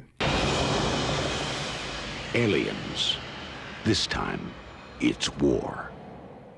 Finally, number 31, The Northman. One of the newer entries on this list, and I was completely enamored with it from the moment it said go. This felt like the epics that we have been sorely missing from film ever since the final Lord of the Rings film. It's not big and ostentatious, but it's almost like a personal epic. Alexander Skarsgård is amazing, mainly due to his mannerisms and body language. Anya Taylor-Joy once again proves she is one of the most sought-after names right now. Ethan Hawke and Willem Dafoe, despite smaller roles, still left an impression. The cinematography is minimalist yet beautiful, and it has an enchanting feel to the whole thing where I could just not take my eyes off of it, as well as the amazing fucking climax. If you know, you know. Robert Eggers further and further proves he is a force to be reckoned with in the film industry, and this is a cinematic experience that will not be forgotten that proves just that. Number 30, Shazam, my favorite DCEU film period, and nothing will get better, mainly because the DCEU is dead, and I know Aquaman and the Lost Kingdom ain't gonna be good. But when it comes to Shazam, I think it knocks everything out of the park. It feels like a 2000 superhero film, but done better, where it's not afraid of the more out there elements when it comes to superhero films, like the cheesy nature and the more horrific parts. Zachary Levi is so perfect as Captain Marvel, and I can't think of anyone who could do it better. I think what makes his performance work so much is that despite being an adult, he brings out the more childlike aspects of Billy that he couldn't do as a kid. He was on the streets, he had to survive, and he couldn't think about acting like a real kid. But as Captain Marvel, he has that safety net. He can do anything now, so he can live out all these fantasies he wanted to do as a kid, but now can actually do, ironically, as an adult. While I don't like that they doubled down on the extremely childish nature in the sequel, I think it had a great balance here. Asher Angel does a great job as Billy, as sort of the punk kid with the heart of gold. He makes that work. His, as well as Levi's chemistry with Jack Dylan Grazer is also great, and Grazer himself is hilarious and never goes annoying with the plucky comic relief aspect. Grace Caroline Curry, Pedro Pena, Ian Chen, and Faith Herman are also very good for their smaller roles, and even their superhero counterparts are great as well, with Adam Brody and DJ Catrona finally becoming superheroes a decade after they were promised to become them initially. Albeit very differently, but hey, I don't think they're complaining. Overall, such a great and fun film, and one of the few good things to come out of Philadelphia.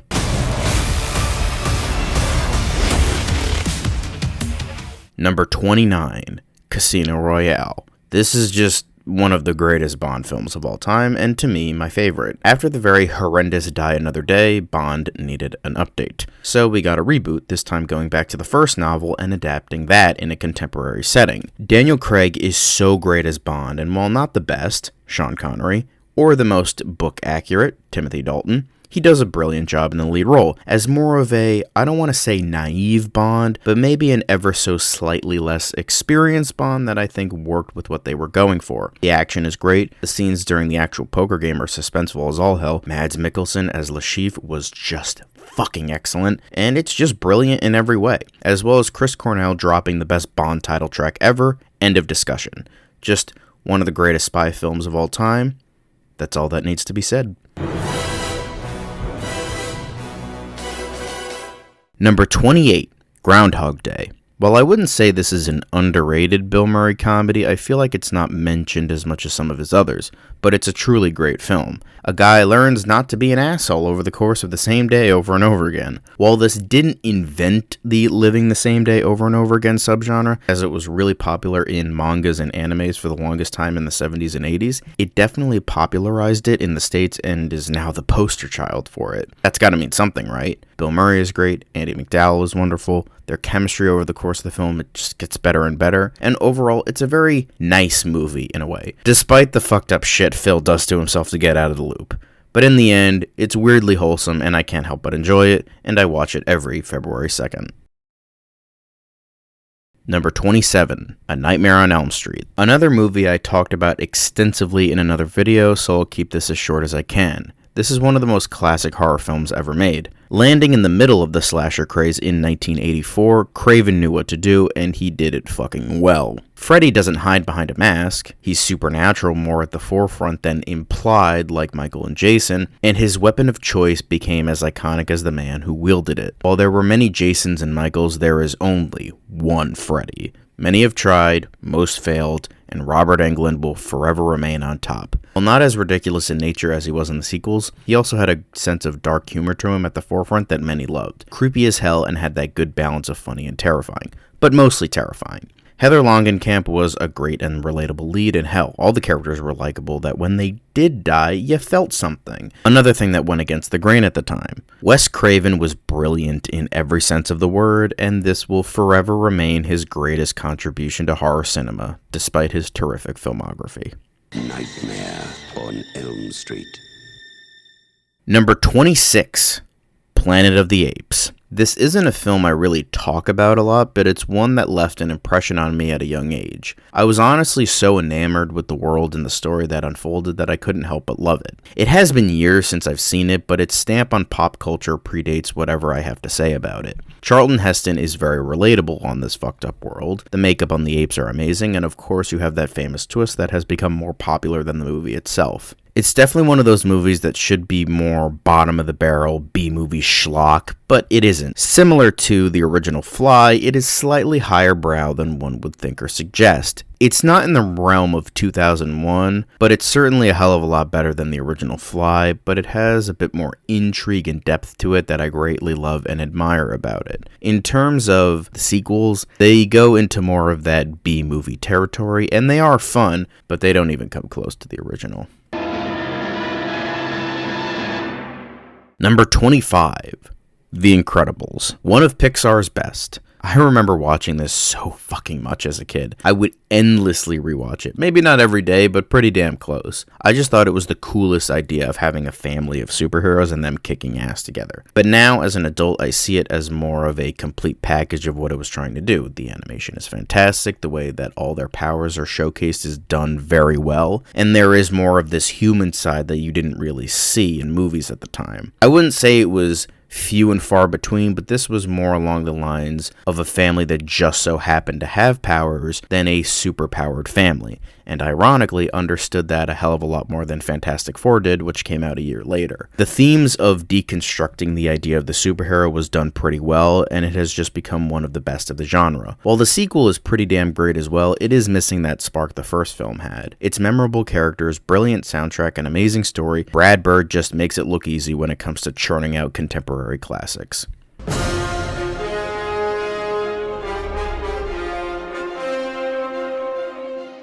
Number 24, RoboCop. Speaking of superheroes not based on a comic book, now we have RoboCop. One of the most brutal, fucked up, and visceral action movies of the 1980s. It could only come from Paul Verhoeven, and we admire him for it. Peter Weller showing that he was such an underrated talent because his performance here was just wow. A human forced into a metal body with having everything stripped away that resembles his former self while he tries to get it back while uncovering this company conspiracy is such a thrill to watch, but also extraordinarily depressing. Plus, the balls-to-the-wall action certainly helps as well. While many probably saw it as a dumb action movie, and people still do, there is a bit more to it than that. It's really a movie that is incredibly timeless when you think about it. Which isn't good for us, but hey, it certainly makes the movie more interesting, right? It's just so many ideas under one roof that shouldn't work but does. It definitely makes this a fun watch, but definitely more to it than that. And I'd certainly buy it for more than $1. Number 23, The Changeling. Kinda similar to last time, this as well as the next two will be movies I already talked about on my favorite horror movies list, so I will be keeping their descriptions to a minimum. But with this, let's move on to the actual film, and what a brilliant one it is. This movie is pretty much, in my eyes, what The Shining should have been, in a way, because it's a slow burn of a guy trapped in a big location and involving ghosts. While yes, the premises are very different, it's just that this is effective atmosphere and slow burn horror, but done right. George C. Scott is a great lead and a smart one too. After his family was killed in a car accident, he refuses to back down and just wallow for the rest of his life. And then when he is gifted this strange opportunity of being in this house with this big dark secret, there is sort of that purpose that somewhat parallels what he went through. While he unfortunately might not be able to get peace for what happened to his family, he can maybe help find peace for this ghost that never got that. It is a movie that genuinely terrified me, but also intrigued me. It pushed all the right buttons, and it was a magnificent horror drama to experience from beginning to end. The Changeling, an experience beyond total fear. Number 22, Alien. While the sequel is the film that gets all the love, I have come to love and respect the original over time, and even more so. Aliens is a great film, do not get me wrong, however, I do think Alien is a much better film. Even though the slasher horror conventions were on the rise and still not cemented just yet, Dan O'Bannon and Ridley Scott tried their damnedest to try and avoid these conventions as best they could. All the characters were well developed, it was more about the suspense and atmosphere than the blood, inserting quite a few twists on who the real villains were, being a lot more than what's going on screen, and taking a B-movie plot and updating it for modern audiences. Alien is considered one of the greatest horror films ever made, and I'm certainly inclined to agree.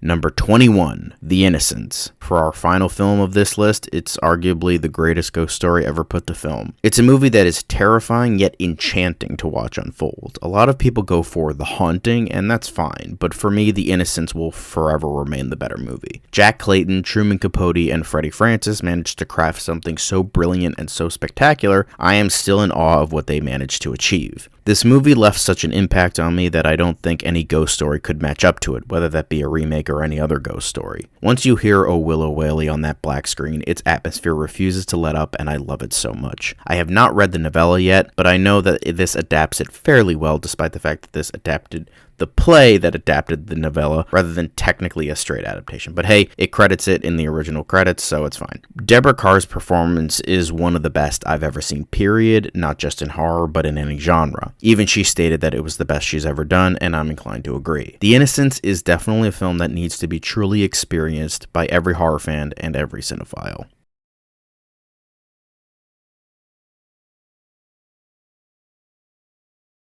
Number 20, Train to Busan. Another case of talking about a film that I have already talked about extensively. All I can really say is that this is one of, if not the greatest zombie film ever made. Its characters are properly built up to the point of actually caring about them. The zombies are actually scary. The gore is at a minimum, but it still delivers the proper amount in the right moments. It's paced brilliantly. From the moment they get on the train, there is no letting up. Its relationships between characters are forged in fire, and there feels like this unbreakable bond between certain characters that is ironclad. It truly is a great experience from beginning to end. Number 19, Superman vs. the Elite. Pretty much the poster child film, as well as the comic it's based on, that explains why Superman will always remain relevant. While I'm not a fan of the animation style, it makes up for it with great characterization and a great story. I also believe it is better than the original comic it's based on because there is more meat to it and expands on a lot of things that was lacking in the original comic, despite the comic being very good. While it may not be the go-to for a lot of people, for me, this might just be the best Superman story to feature the character. Number 18, The Iron Giant. While Superman vs. the Elite might be the best Superman story to actually feature Superman, this is the best Superman story, period. Despite the premise from Brad Bird being far straight from an actual Superman story. I talked about this in my video on the subject, so if you want to see those comparisons, then by all means go watch that. Link is in the description. But even outside of those comparisons, it's just a great movie. The Giant is a great character that you sympathize with despite being from God knows where and has probably conquered loads of worlds. Going to that state of almost infancy was a great move from Bird because we almost see him grow up before our very eyes, along with Hogarth. Hogarth, despite his very dumb name, is a very relatable and identifiable main character. I think every kid who watched this way back when saw themselves as Hogarth and wanted a big-ass Iron Giant for themselves. I also liked how Dean was a genuinely smart character, and he is the reason why we don't totally lose hope for the Giant. It's so well animated, it's so beautiful, and it is an overall very great and moving experience that everyone needs to see at least once. And if you haven't, why are you watching my garbage-ass content? Go watch the damn movie, asshole! The Iron Giant.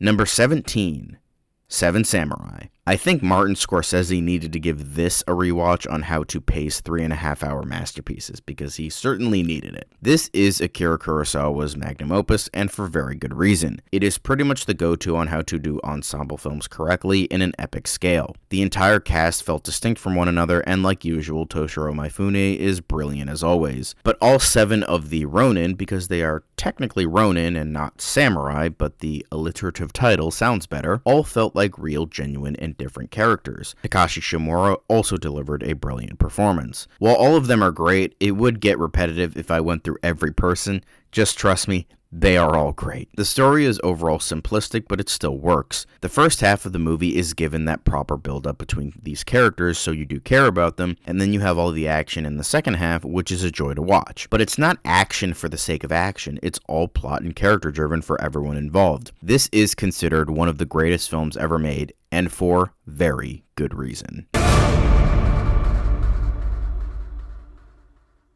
Number 16, Die Hard. Bruce Willis is awesome, Alan Rickman is awesome, the action is awesome, the story is simple, yet fucking awesome. Whether you think it's a Christmas movie or not, you cannot deny It is one of the greatest action films ever made. Next!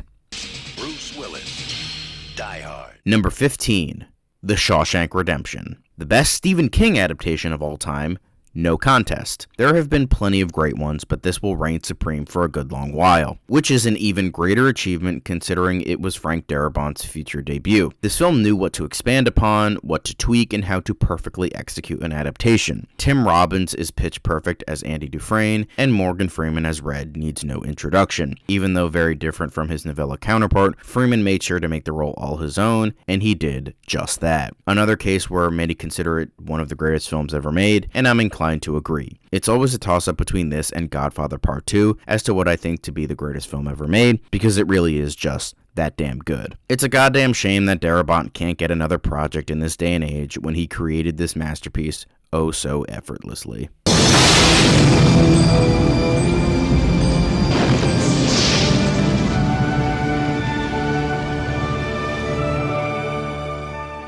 Number 14, It's a Wonderful Life. The best Christmas film of all time. Yes, I do love Die Hard, but I must be true to myself and bend a knee to the greatest of all time. Another film based on a book, 3 in a row, I guess. This, much like Shawshank, expands upon its short story to fully develop its main character, who here is George Bailey, played by Jimmy Stewart. We get pretty much 3/4 of the movie before we get into the story itself, quote unquote, and that is a huge benefit. It covers the entire life of Bailey, and despite not doing the things he wanted, he did the things that were needed and became a better man for it, surrounding himself in a town that loves and cares for him with a distinct lens through the spirit of Christmas. Even as a man who has grown to majorly disdain the idea of what Christmas has become, even this film warms my cold, dead, Scrooge-like heart in time for the holidays. It's a heartwarming, wholesome, and for lack of a better word, wonderful story, and features quite possibly one of the best messages in cinematic history. No one is a failure who has friends.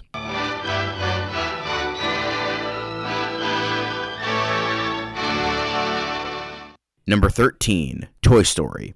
This is probably cheating because this is on here purely for nostalgia reasons, but hey, I can make this list however way I want, so I guess it works. This was Pixar's first ever entry back in 1995, and it changed the landscape of animated films for better or for worse, depending on who you ask. While the CGI itself hasn't aged that well, it's still a great story, it's funny, it's heartfelt, and Tim Allen and Tom Hanks have some amazing chemistry with one another. The sequel is technically the better film in my opinion, and I have grown to appreciate the third. The first will always remain my favorite due to the nice reminder of being a kid again. It's a wonderful little landmark film that I can't help but enjoy. Also, Randy Newman is fucking awesome, and anyone who disagrees can go fuck themselves. Number 12, Fight Club. Why does Reddit and assholes always have to ruin a good thing?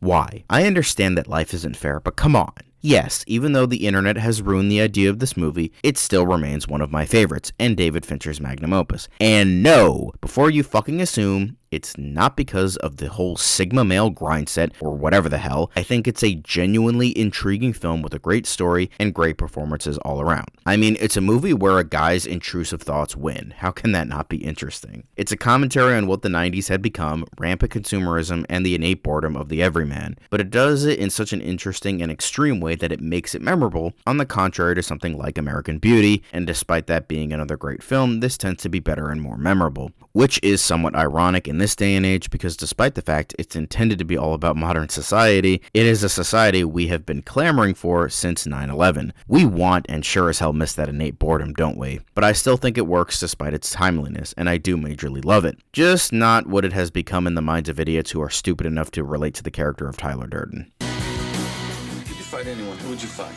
Shatner. I'd fight William Shatner. Number 11, Baby Driver. For our final film of the video, and we go from the favorite of one director to another. Although here I don't think it is Edgar Wright's opus, it's just my personal favorite. To me, Wright's best is Hot Fuzz. But let's get to the real meat and potatoes here. I cannot help but adore this film despite the fact that Kevin Spacey is in it. Ansel Elgort as Baby is a great and sympathetic character. You can't help but feel for him in this weird predicament, and you want to see him out okay. His relationship and chemistry with Deb, played by Lily James, is also spectacular. They are the heart of the film, and if that relationship didn't work, the movie would have crumbled underneath itself, as well as the relationship between Baby and Joe, which is very nice and heartfelt as well. You got some great talent with Jamie Foxx, John Hamm, Isa Gonzalez, and John Berthal, as well as the other robbers that Baby is affiliated with at one point or another. While maybe not a perfect film, and it is tough to watch nowadays due to obvious reasons, I still cannot help but love it. The sound editing alone makes this great movie worth watching and unique as hell, even if the dumbasses at the Academy couldn't see that and awarded it to a movie where you can't even hear the dialogue properly. That is it for this month in regards to my favorite films. Next month, we will get to my top 10 favorite movies of all time. Stay tuned. Number 10, American Psycho. This unfortunately falls under the same sort of bullshit surrounding Fight Club. Certain assholes ruining it for everyone else. That is partly the reason why I didn't put this on my favorite horror films list, as well as the fact that I felt it was so far beyond the idea of a horror movie, I barely even consider it one, mainly because it nails so many different genres that it almost doesn't fit into a horror film. But I realized I was wrong, so if I ever redo that list, I will gladly put this with the rest of them. This is such an intriguing film to me, mainly because we are stuck with such a horrible, detestable character as our main protagonist. However, I still found it so interesting with how he navigates this hellish world he created for himself. How, despite craving individuality with his actions to the most extreme way possible, he will be forever stuck in hell, being surrounded by different kinds of psychopaths, different from the psychopath that he is. I don't care what anyone says, this will forever be Christian Bale's best performance. The man is a magnificent actor, and he has plenty of great roles to his name, but something about this one where he just nails absolutely everything about it. The two sides of Bateman, he just does it so effortlessly and perfectly. Willem Dafoe, despite his small role, is also great, but similar to Bale, he's great in everything, so that shouldn't be a surprise. Justin Theroux, Josh Lucas, and even Jared Leto are all really good in their roles, mainly because Leto dies, but that's beside the point. This is certainly one of the most intriguing films I have ever seen because of how it nails corporate greed, hedonism, and yuppie culture surrounding a man who is trying so hard to break free, but still must stay in this hell he created for himself because of the culture that surrounds him. It's so well done, and Christian Bale is so great, but don't worry, he's not quote-unquote literally me. Number 9.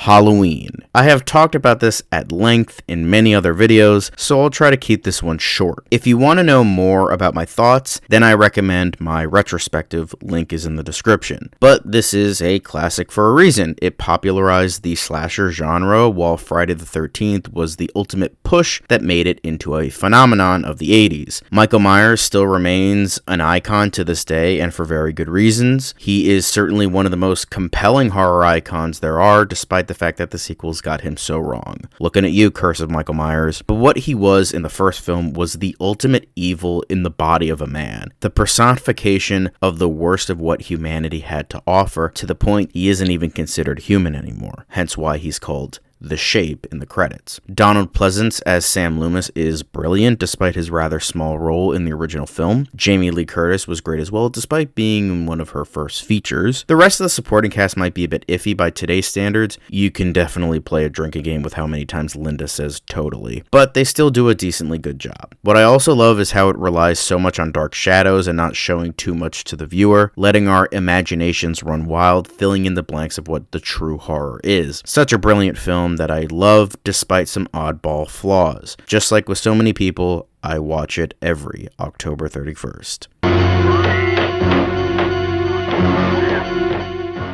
Number 8. Ghostbusters. One of the best comedies of all time. The cast of Murray, Aykroyd, Ramis, and eventually Hudson are all great in their own way, and they have such great chemistry with one another. And I love how they are just so distinct from one another, but always have something to offer. Even smaller roles like Rick Moranis and Sigourney Weaver are also fantastic, but that is just par for the course with those two actors in addition to the four. The jokes always hit their mark, the plot is genuinely interesting, the effects still look great to this day, and it is a great example of lightning in a bottle. While the sequels never recaptured the magic of the first, Despite Afterlife being very good, this will forever go down as one of the most classic comedies ever made. Not really much I can say or analyze about it, even though I would love to talk about it more, because I adore the film. But with that, who you gonna call? Ghostbusters. Number 7.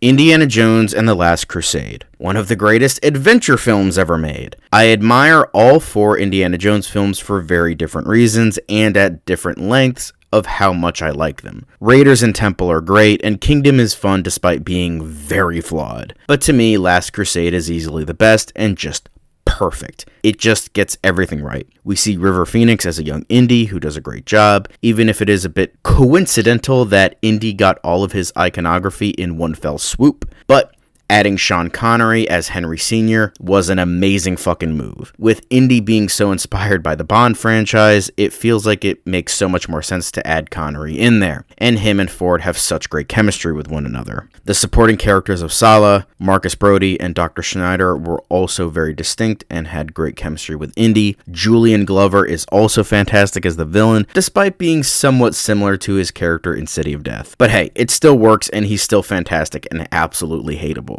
The action scenes are great, it's so fun to watch, it's definitely Ford's best performance as Indy, and a big childhood favorite of mine. I cannot tell you how many times I watched Last Crusade as a kid. It forever remains my favorite Indy film and my favorite Spielberg film. Indiana Jones and the Last Crusade. Number 6. The Star Wars Trilogy. From one George Lucas property to another. Now, I know some will say I'm cheating with this one, but similar to how I view the Lord of the Rings trilogy as one full story, as that was what J.R.R. Tolkien envisioned, with each book as one volume of one story, I view the original Star Wars trilogy as much of the same. Now, I don't want to get into the negatives of what this franchise has become, but just remember my love for these 3 films. While Empire will always remain the best, Return of the Jedi will probably remain my favorite, although the original Star Wars is great as well. Having seen both the original Star Wars with a live orchestra and seeing the original 70mm cut of the film, I have grown to majorly appreciate the film and rekindles the childlike wonder whenever watching them. It was a typical hero's journey, but what Lucas managed to craft felt so goddamn unique for the time. Inspired by John Carter, the Flash Gordon serials, Dune, samurai films, westerns, and God knows what else. Lucas wanted to make a Flash Gordon film but couldn't do it, so he kept going back to what each author was inspired by to create something original himself from early 20th to late 19th century sci-fi literature. And what we got was ingenious for the time. A guy wanted to make an adaptation but couldn't do it, so he said, fuck it, I'll do it myself. I think that's pretty damn great if you ask me. And the films still remain great to this day. They're not necessarily perfect, but they remain brilliant in their own way. I still love them majorly, even if I don't consider myself a Star Wars fan anymore. They are just sincerely great films that got almost everything right in what they set out to do. While many people still love this franchise, which is really awesome and I'm glad they enjoy it, but to me, Star Wars ended in 1983 on a perfect note.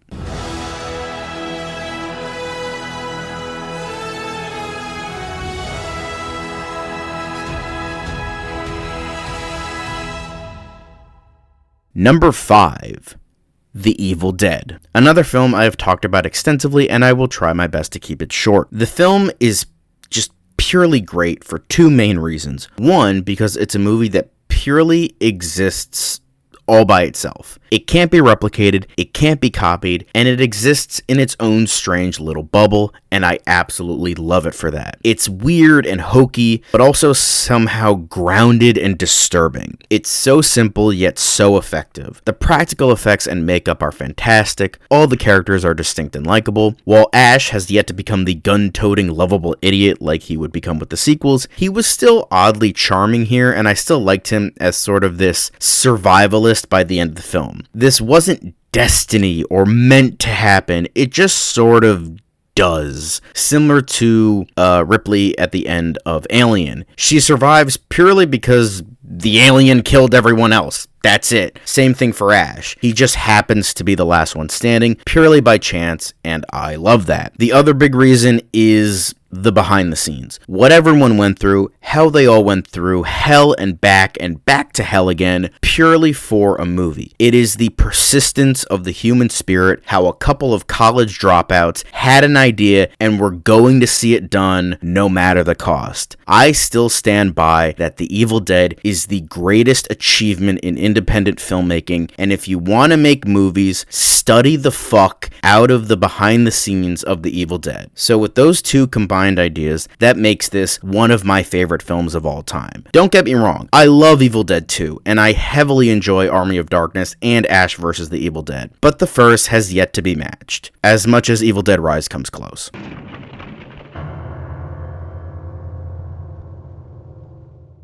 Number 4.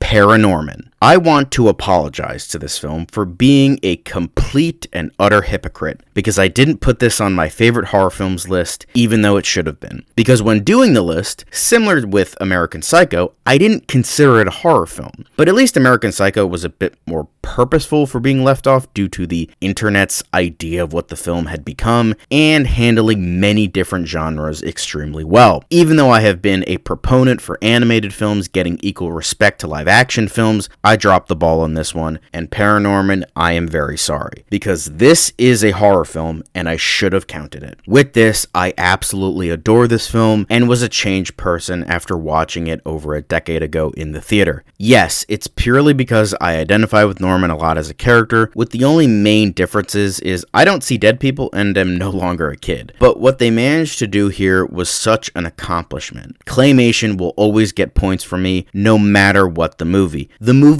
could suck, and I'll always give it points on art form alone. Norman is such an endlessly likable character, and despite the town hating him for who he is, he still needs to do what's right and break the cycle of torment. It's a weirdly beautiful story in a lot of ways, and on top of this, it pushes the boundaries of its rating, and it actually feels like a PG-rated movie with its darker ideas and themes. Not as much as something like Jaws, but hey, I'm not complaining. This is easily one of the most underrated animated films of all time, and if you haven't seen it, I highly recommend it. Also, fuck Brave.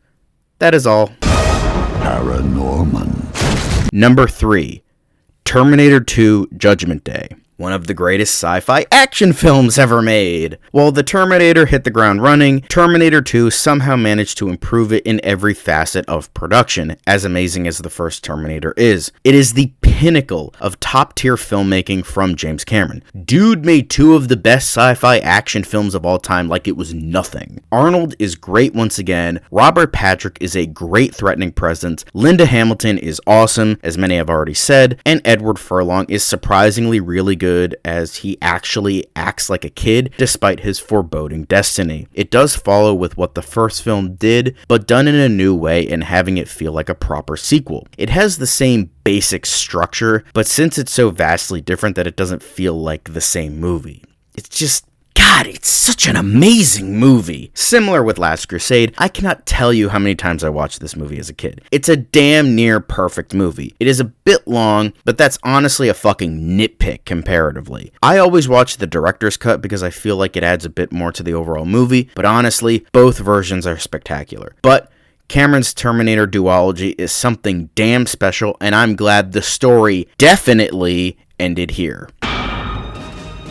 Terminator 2 Judgment Day. Number 2, Back to the Future. For the longest time, this was my favorite film of all time, just for how perfect it was. It nails so many genres, it's endlessly quotable. Michael J. Fox as Marty McFly is one of my favorite protagonists ever, and the DeLorean is absolutely iconic in every way. Christopher Lloyd as Doc Brown is absolutely fantastic and has great chemistry with Fox. All the supporting cast are just perfect. As I said, it nails so many genres, it's so fun, it's funny, it's so charming, and it's full of heart, and it's just a wonderful experience from beginning to end. Another childhood favorite of mine, and I never get sick of watching it. I know it gets kind of scrutinized in this day and age for some weird plot points here and there, but I think it's just just clickbait crap by idiots who like to argue for the sake of arguing. But that's just my thoughts. While the sequels never reached the greatness of the first, similar with Ghostbusters, with the third one being quite good despite some people saying it isn't, the first remains a classic for a reason. I know I keep saying that, but my picks are some of the most beloved movies of all time, so I feel like I can't do them justice no matter what I say. Back to the Future is an absolute gem of a movie, and the fact it's number 2 on my top 10 favorite films of all time should speak for itself. Back to the Future.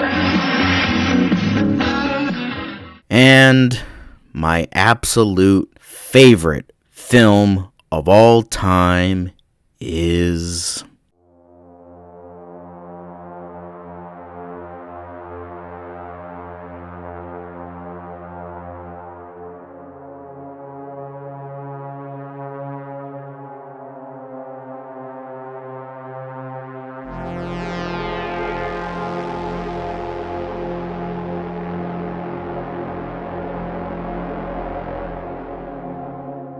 The Thing.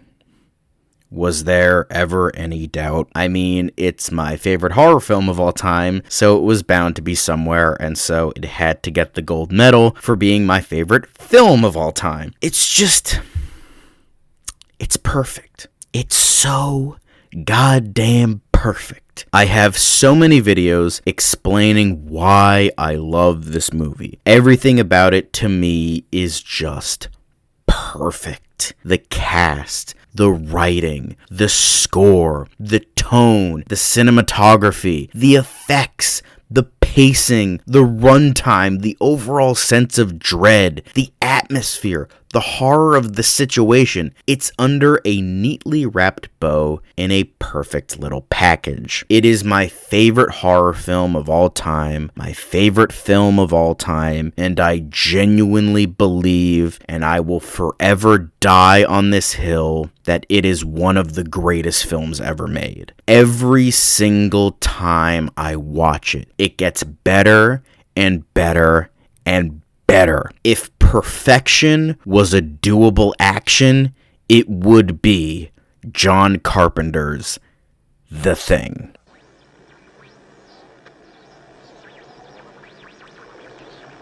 Alright, I swear that is it for my favorite films. I don't plan to revisit the series anytime soon, with maybe the exception of changes if people are into that, but since this was a pretty small series that not a lot of people watched anyway, I think I'll just keep this in the cemetery, I guess. But thanks for watching if you did make it through the whole video.